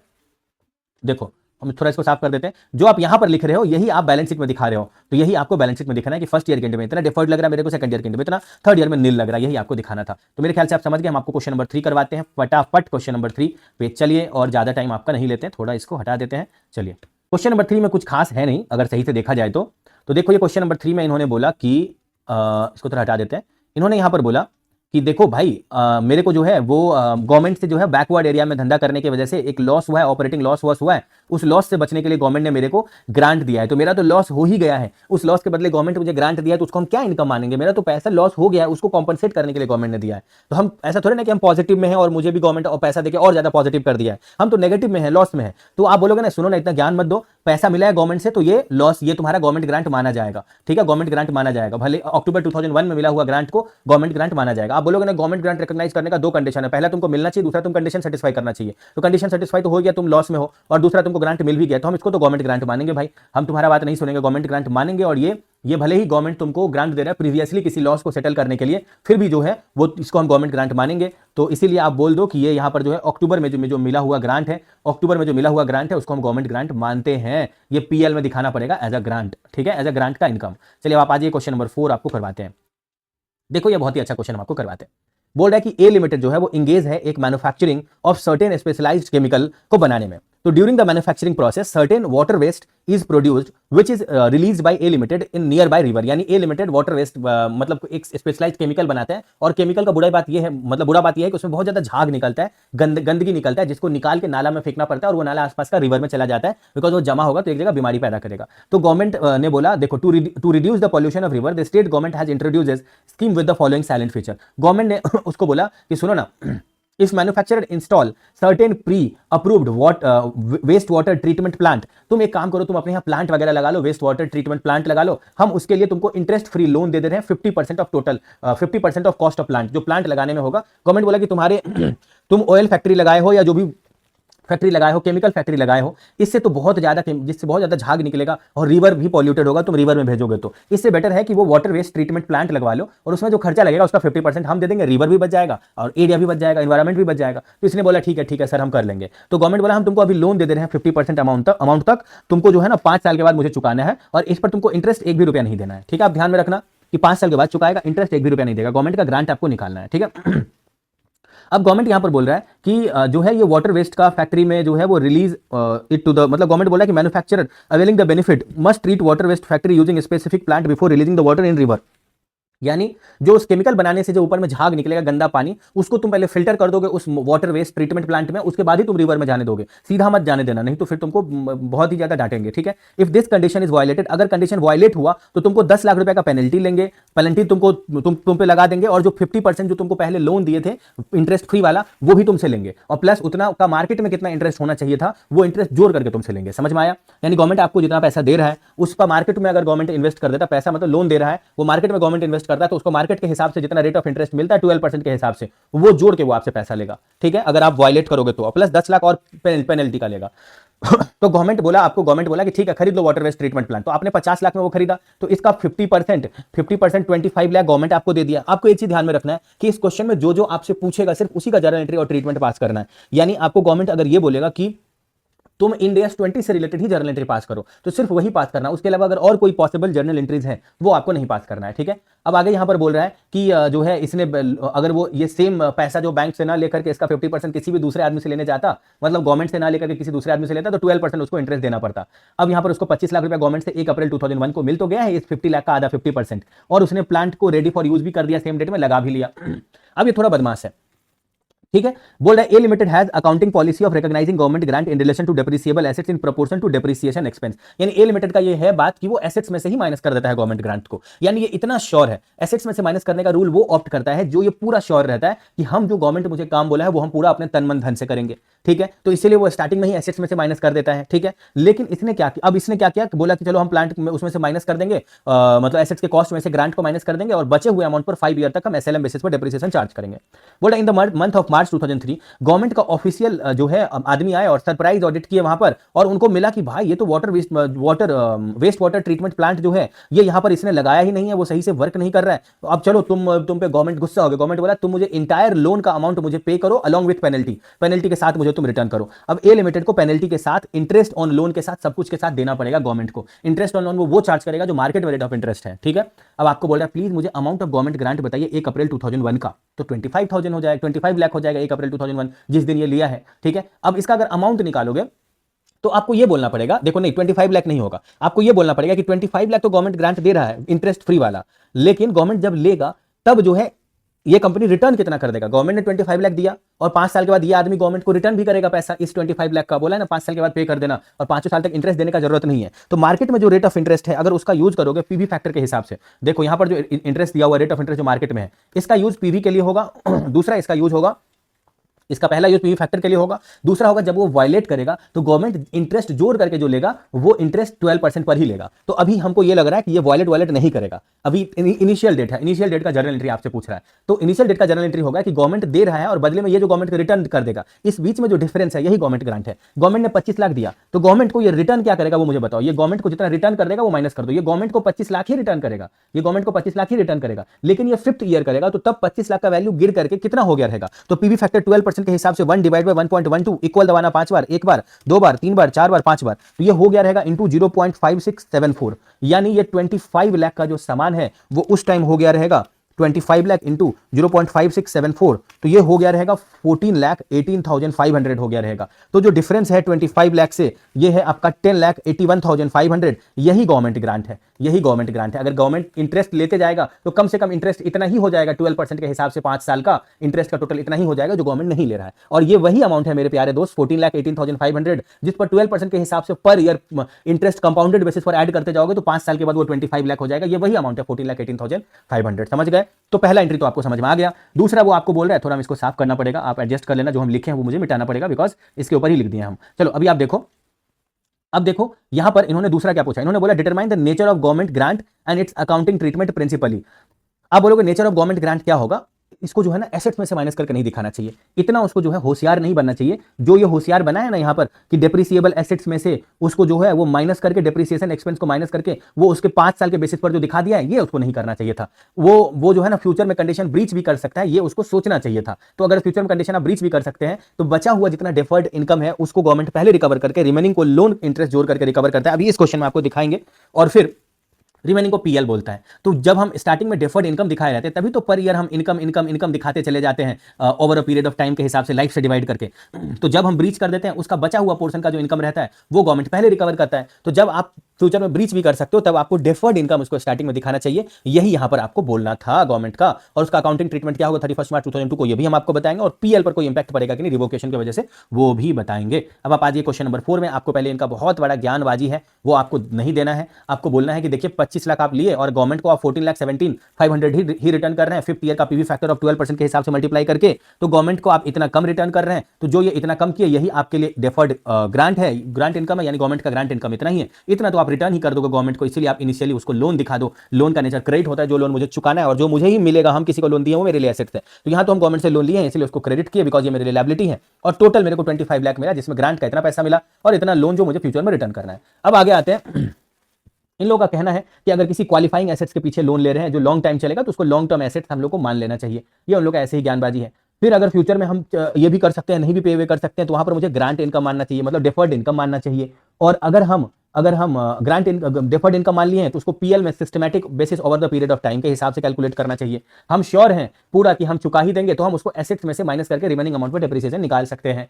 तो यहां पर ये सबसे बेस्ट होगा कि जो फर्स्ट मेथड है मेरे दोस्त, डिफर्ड इनकम मान लेना, वो सबसे बेस्ट होगा एज पर इंस्टीट्यूट, बिकॉज ये यहां पर डिफॉल्ट कर रहा है फ्यूचर में, इसीलिए इसको डिफर्ड इनकम मानना चाहिए। ये यहां पर अप्रोप्रिएट ज्यादा लग रहा है। ऐसे तो ऑप्शन नंबर 2 ज्यादा अप्रोप्रिएट होता है, एसेट्स में से डिफर्ड ग्रांट को माइनस करके रिमेनिंग अमाउंट को लाइफ से डिवाइड करके उतना डेप्रिसिएशन निकालना, वो ज्यादा बेस्ट होता है। लेकिन यहां ये फ्यूचर में ब्रीच कर रहा है तो बचा हुआ पोर्शन जो डिफर्ड ग्रांट को इनकम नहीं माना है उसको गवर्नमेंट पहले कैंसिल करेगा। तो डिफर्ड ग्रांट माना रहेगा तब तो ये ऑप्शन, अब ये वाला रूल फॉलो हो पाएगा, इसीलिए डिफर्ड ग्रांट इसको मानना चाहिए और डिफर्ड इनकम मानना चाहिए, और यही वाला रूल यहां ज्यादा अप्रोप्रिएट है। तो अगर ये वाला रूल ज्यादा अप्रोप्रिएट है, इसका मतलब एसेट्स में से घटा नहीं सकते हैं। तो एसेट्स जो 50 लाख का आप खरीदे हैं डिवाइड बाय 5 कर देंगे तो 10 लाख रुपए पर ईयर डिप्रिसिएट होगा। और ये जो आपका है इसको डिवाइडेड बाय 5 करके पर ईयर आप दिखाते जाइए, जो आपका टोटल ग्रांट है तो दिखाते जाइए। तो आप बोलोगे कि initially depreciation account debit to PP account, ये हम दिखाए हैं भैया फर्स्ट ईयर के एंड में कि इतना डेप्रिसिएशन हुआ है। इसमें 50 डिवाइडेड बाय सीधा 5 किए हैं, ठीक है, इसमें हम कोई ग्रांट माइनस नहीं किए 50 में से। और फर्स्ट ईयर के एंड में तो मुझे पता नहीं था ना कि हम सेकंड ईयर के एंड में ब्रीच करने वाले हैं, तो फर्स्ट ईयर के एंड में उस ग्रांट का यानी ये जो ग्रांट है 10,82,500 डिवाइडेड बाय 5 करके इतना हम जब स्टार्टिंग में जर्नल एंट्री पास किए थे तो हम डेफर्ड गवर्नमेंट ग्रांट को क्रेडिट किए थे। अब यहां पर उतना पोर्शन से डेबिट कर देंगे और इसको पीएल में भेज देंगे। फिर अगला साल भी जब हम किए हैं ये गलती काम, तो गवर्नमेंट मेरे से 25 लाख तो रिटर्न ले ही लेगा मेरा दिया हुआ लोन, और 10 लाख पेनल्टी का भी लेगा। तो गवर्नमेंट टोटल तो लेगा मेरे से इतना अमाउंट, ठीक है, इतना अमाउंट टोटल लेगा। लेकिन हम जब ये काम किए क्या तब तक ग्रांट रिकॉग्नाइज करने का डेट आ गया था 1 साल और का, तो 1 साल और ग्रांट रिकॉग्नाइज कर दो, ये मानते हुए कि ग्रांट रिकॉग्नाइज करने के बाद हम फेल किए हैं ये काम करना, यानी ग्रांट रिकॉग्नाइज करने के बाद हम वो इक्विपमेंट पास नहीं, हम इक्विपमेंट मेरा चेक करने के लिए आया और हम वो कंडीशन फुलफिल नहीं कर रहे, वो उसके बाद साबित हुआ। तो पहले एक बार ग्रांट ये भी रिकॉग्नाइज कर दो। तो आपको नहीं लग रहा कि ग्रांट आपका टोटल कितना था स्टार्टिंग में? टोटल आपका था 10,82,500, उसमें से दो बार आप रिकॉग्नाइज कर लियो। 10,82,500 में से आप 2 बार फर्स्ट ईयर इतना, सेकंड ईयर इतना रिकॉग्नाइज कर दिए हो। तो आपको नहीं लग रहा है कि बचा हुआ जो पोर्शन है 216,500 जो बचा हुआ पोर्शन है, रुक जाओ, 10,82,500 में से आपको 216,500 आपको 649,500 और अभी डेफर्ड ग्रांट को राइट ऑफ करना बाकी है। तो गवर्नमेंट जब आपसे छीनेगा, बोलेगा कि तुम्हारा कंडीशन तुम ब्रीच कर दियो, हम तुम पे गुस्सा है, तो गवर्नमेंट बचा हुआ पोर्शन को इसको पहले कैंसिल करेगा। तो ये तो तब पॉसिबल हो पाया जब आप डिवाइडेड बाय 5 करके per year he right of किए, तो जितना राइट ऑफ कर लिया उसको घटा के जो बचा हुआ है उसको वो कैंसिल कर पाया है, ठीक है। तो ये डिफर्ड इनकम मानने में ही ये पॉसिबल हो सकता है, क्योंकि एसेट्स में से माइनस करते हो तो आप इनिशियली पूरा बुक कर देते हो, एसेट्स में से इनिशियली पूरा बेनिफिट ले लेते हो, माइनस कर देते हो। तो गवर्नमेंट बोलेगा कि सबसे पहले जो ये बचा हुआ पोर्शन है डिफर्ड गवर्नमेंट ग्रांट को डेबिट करना, हम सबसे पहले इसको इतना से डेबिट करेंगे, 649,500 वही था ना, 649,500। फिर गवर्नमेंट बोलेगा कि पैसा तो हम आपसे ये वाला लेंगे पेनल्टी का पूरा, यानी पीएल अकाउंट डेबिट, यानी ये आपके लिए एक टाइप का लॉस है। हम जर्नल एंट्री पास कर रहे हैं, मान लो हम अगर कंडीशन ब्रीच किए, गवर्नमेंट मेरे से लेगा तो मेरे लिए ये लॉस है, इसलिए पीएल को डेबिट किया और गवर्नमेंट ग्रांट पेएबल है, या टू बैंक भी बोल सकते हो अगर गवर्नमेंट को दे दी है तो। अभी एक बार के लिए माने हैं कि पेएबल ही है, देना है, तो ये भी हम पेएबल को क्रेडिट किया और यहां भी पेएबल को 25 लाख से क्रेडिट किया कि मुझे देना पड़ेगा गवर्नमेंट को, हम कंडीशन ब्रीच किए, ऑफिसर आकर के अप्रूव किए। तो ये तो आपका पेनल्टी का सेपरेट ट्रीटमेंट आप कर दिए। तो ये 25 लाख जो वो लोन का लेगा उसमें वो पहले अवेल करेगा इस अमाउंट को, जो डेफर्ड ग्रांट का रिमेनिंग पोर्शन है वो। फिर वो बोलेगा कि जो हम तुमको स्टार्टिंग में मतलब एज अ जो उससे पैसा वो मिलने वाला था, जो लायबिलिटी कंपोनेंट था, जो वो पे कर देता है उस कंपनी को, वो कितना था वो मुझे बताओ। स्टार्टिंग में जो वो पे कर देता है कंपनी को वो इतना है। लोन कंपोनेंट कितना था? 14,17,500। तो वो बोलेगा कि ये जो कंपोनेंट है ना लोन कंपोनेंट, इस पर मार्केट का 12% के हिसाब से ऐड करके 2 साल का कितना आ जा रहा है फिगर वो मुझे बताओ। तो मार्केट का 2% के हिसाब से अगर कैलकुलेट करेंगे तो 12% निकालो, इसमें जोड़ो तो बैलेंस इतना आ जाएगा। फिर इसको यहां लिखो, उस पर 12% निकालो, इसको इसमें जोड़ दो तो बैलेंस इतना आ जाएगा। गवर्नमेंट बोलेगा कि हम लेंगे तुमसे इतना रुपया, ठीक है। ये तो बैलेंस हम आपको निकालना बता ही दिए थे, 2 बार का इसमें से ग्रांट में से माइनस किया 216,500, तो 649,500 आया, इतना से डेबिट कर दिया। लेकिन लोन का बैलेंस मार्केट के हिसाब से जितना होगा गवर्नमेंट उतना डेबिट करेगा गुस्सा में आकर के। तो गवर्नमेंट बोल रहा है कि लोन को जो स्टार्टिंग में तुम क्रेडिट किए थे अभी डेबिट हम इतना अमाउंट से करेंगे। समझ में आ गया? और डिफरेंस कुछ है तो वो पीएनएल में जाता है रिवोक करने की वजह से। तो यही जर्नल एंट्री था और कुछ नहीं था। तो आप बोलोगे कि भाई ओवरऑल जो पीएल जो है ना यहां पर डेबिट हुआ है 10 लाख से और यहां पर पीएल डेबिट हुआ है 72,388 से, तो ये दोनों जो है वो पीएल में जाएगा और कुछ भी नहीं है, ठीक है। मेरे ख्याल से आप समझ गए होंगे। और लास्ट में उन्होंने क्या बोला कि rise in repayment of required to consideration to be possible impairment of new carrying amount of assets. अब जो नया कैरिंग अमाउंट ऑफ एसेट्स है उस पर इंपेयरमेंट होगा, वो उन्होंने बोला है। तो ऐसा कुछ नहीं है। चलिए हम आपको 5 नंबर क्वेश्चन अब बताते हैं जो कि सिंपल है। देखो ये वाला क्वेश्चन एक और बहुत ही सिंपल सा इजी सा क्वेश्चन है, ये हम आपको नहीं भी करवाएंगे तो भी हो जाएगा, लेकिन हम आपको एक बार करवा देते हैं। गवर्नमेंट ने आपको 5 लाख का इंटरेस्ट फ्री लोन दिया और आपको बोला कि जाओ एक स्पेसिफाइड डेवलपमेंट जोन में काम करो। तो आप काम करने लगे। फिर गवर्नमेंट बोला कि इंटरेस्ट फ्री लोन तो दे रहे हैं लेकिन तुम मुझे 3rd ईयर के एंड में जो है मेरा पैसा मुझे लोन अमाउंट रिटर्न कर देना, इंटरेस्ट तुमको नहीं देना पड़ेगा, ठीक है। तो मार्केट में अगर आप कहीं पे लोन लेने जाओगे तो 5% का इंटरेस्ट तो आपसे लगेगा ही लगेगा, ठीक है। अब आपको ये लोग सिर्फ पूछ रहा है कि मुझे आप जर्नल एंट्री बताइए, ठीक है। बोला there is no future performance condition attach to interest free loan, यानी कोई परफॉर्मेंस कंडीशन उन्होंने नहीं दिया, उन्होंने बोला स्पेशल इकोनॉमिक जोन में बस रन करो। अब आपको जब जर्नल एंट्री पूछ लिया जाए बुक्स ऑफ अकाउंट्स ईयर 1, 2, 3 में as per relevant Ind AS, तो आपको नहीं लगता है कि आपको वो गवर्नमेंट 5% भले ही इंटरेस्ट नहीं ले रहा है लेकिन इंटरेस्ट अगर जोड़ करके होगा तो क्या होगा ये आपको निकाल के दिखाना चाहिए। तो आप बोलोगे कि गवर्नमेंट ने इसको 5% का तो मतलब गवर्नमेंट ने इसको 5 लाख का लोन तो आज के डेट में दिया है, लेकिन जब ये रिटर्न करने लगेगा तब ये गवर्नमेंट को 5 लाख ही रिटर्न करेगा, इंटरेस्ट नहीं देगा गवर्नमेंट को। तो जब ये रिटर्न करेगा और मार्केट में 5% का अगर रेट ऑफ इंटरेस्ट है तो ये रेट ऑफ इंटरेस्ट पीवी के लिए कैलकुलेट होगा और इंटरेस्ट के लिए यही रेट ऑफ इंटरेस्ट माना जाएगा। तो पीवी अगर 5 साल के बाद का देखेंगे प्रेजेंट वैल्यू फैक्टर तो 1/1.05 एक बार, 2 बार, 3 बार करेंगे और तो आ रहा है 0.8638। अब अगर इसको मल्टीप्लाई कर दोगे 0.8638 को 5 लाख से मल्टीप्लाई कर दोगे तो अमाउंट आ जा रहा है 5 लाख में से, 5 लाख में से आप माइनस कर दीजिए 431,900, तो जो डिफरेंस आ गया इतना ही वो अमाउंट है, अप्रॉक्स 68,000 का वो अमाउंट है जो ये गवर्नमेंट को कम दे रहा है। तो 68,000 अगर गवर्नमेंट को कम दे रहा है तो गवर्नमेंट इसको 55 लाख अमाउंट दे रहा है, जिसमें ये 68,000 नहीं दे रहा है, तो 68,000 को बोलेंगे ये ग्रांट है, और रिमेनिंग जो 4,32,000 ये गवर्नमेंट को जो दे रहा है ये उसका लोन का अमाउंट है। गवर्नमेंट ने इसको लोन दिया, 5 लाख का गवर्नमेंट को मिलेगा 4,32,000, तो ये गवर्नमेंट को, यानी ये 4,32,000 आप मान लेना अप्रॉक्स में 32,000 डेसिमल फिगर को लेकर के, तो गवर्नमेंट ने इसको 4,32,000 ये गवर्नमेंट को रिटर्न करेगा, तो जो डिफरेंस है 68,000 यही गवर्नमेंट ग्रांट है। आपको बोला ना प्लीज इसका जर्नल एंट्री पास करो ना, तो आप बोलोगे कि 5 lakh divide by 5th year का 3rd ईयर का पीवी फैक्टर से मल्टीप्लाई करेंगे तो 68,000 का डिफरेंस आ रहा है, 4,32,000 गवर्नमेंट लोन दिखाएगा और 68,000 को एज अ ग्रांट दिखाएगा। यही आपको यहां पर ज्ञानबाजी करना था। फिर आपको बोलना है कि यही 5 लाख रुपए उसको मिला जिससे 432 को लोन दिखाएगा, 68 को गवर्नमेंट ग्रांट दिखाएगा, यानी इनकम दिखाएगा, प्रॉफिट एंड लॉस में दिखाएगा, इनकम दिखाएगा। अब इसको गवर्नमेंट ने अगर कोई कंडीशन नहीं रखा है, ध्यान देना, अगर गवर्नमेंट ने कोई भी कंडीशन नहीं रखा है तो आपके पास ये कोई भी अधिकार नहीं है। बोल रहा है कि अगर कोई भी परफॉर्मेंस कंडीशन गवर्नमेंट ने नहीं रखा है तो आपके पास ये अधिकार नहीं है कि आप जो इनकम बोलोगे उसके पहले आप डेफर्ड वर्ड लगा सको।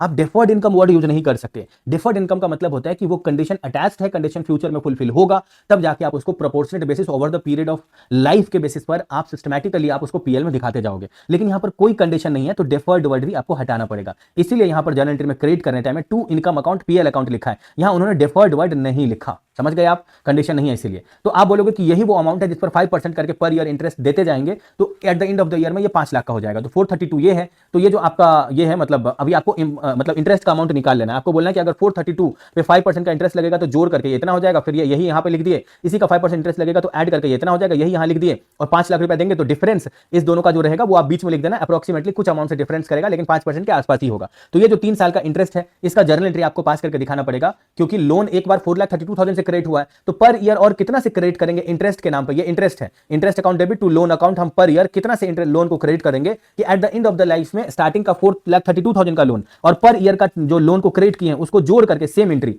सेकंड ईयर में वही किया, थर्ड ईयर में भी वही किए होंगे, सेम एंट्री को ऐड करके तीनों साल का इंटरेस्ट को ऐड करके फाइनली लास्ट में 5 लाख ही आ जाए। वो कौन सा है, तो आपको इंटरेस्ट जो अभी यहां पर निकाले हो इस कॉलम में, इसी से आपको 3 साल जर्नल एंट्री पास करना था। Interest account debit to loan account, interest के नाम पे लोन को बढ़ाना था और लास्ट में लोन को फुल्ली डेबिट कर देना था, क्योंकि इनिशियल से लेकर के 3rd ईयर इन तक इंटरेस्ट के नाम पर और इनिशियली रिकॉग्नाइज के नाम पर वो लोन क्रेडिट ही हुआ है। यहां पर डेबिट करके टू बैंक करके आप लोन बैंक का पूरा पैसा चुका दोगे। तो यही था आपका पूरा इंडिया 20। अगर आपको समझ में आया हो तो आप हम लोगों का रिवीजन वीडियो बाकी इंडिया का भी फॉलो कर सकते हैं, प्लस हम लोग इंपॉर्टेंट क्वेश्चन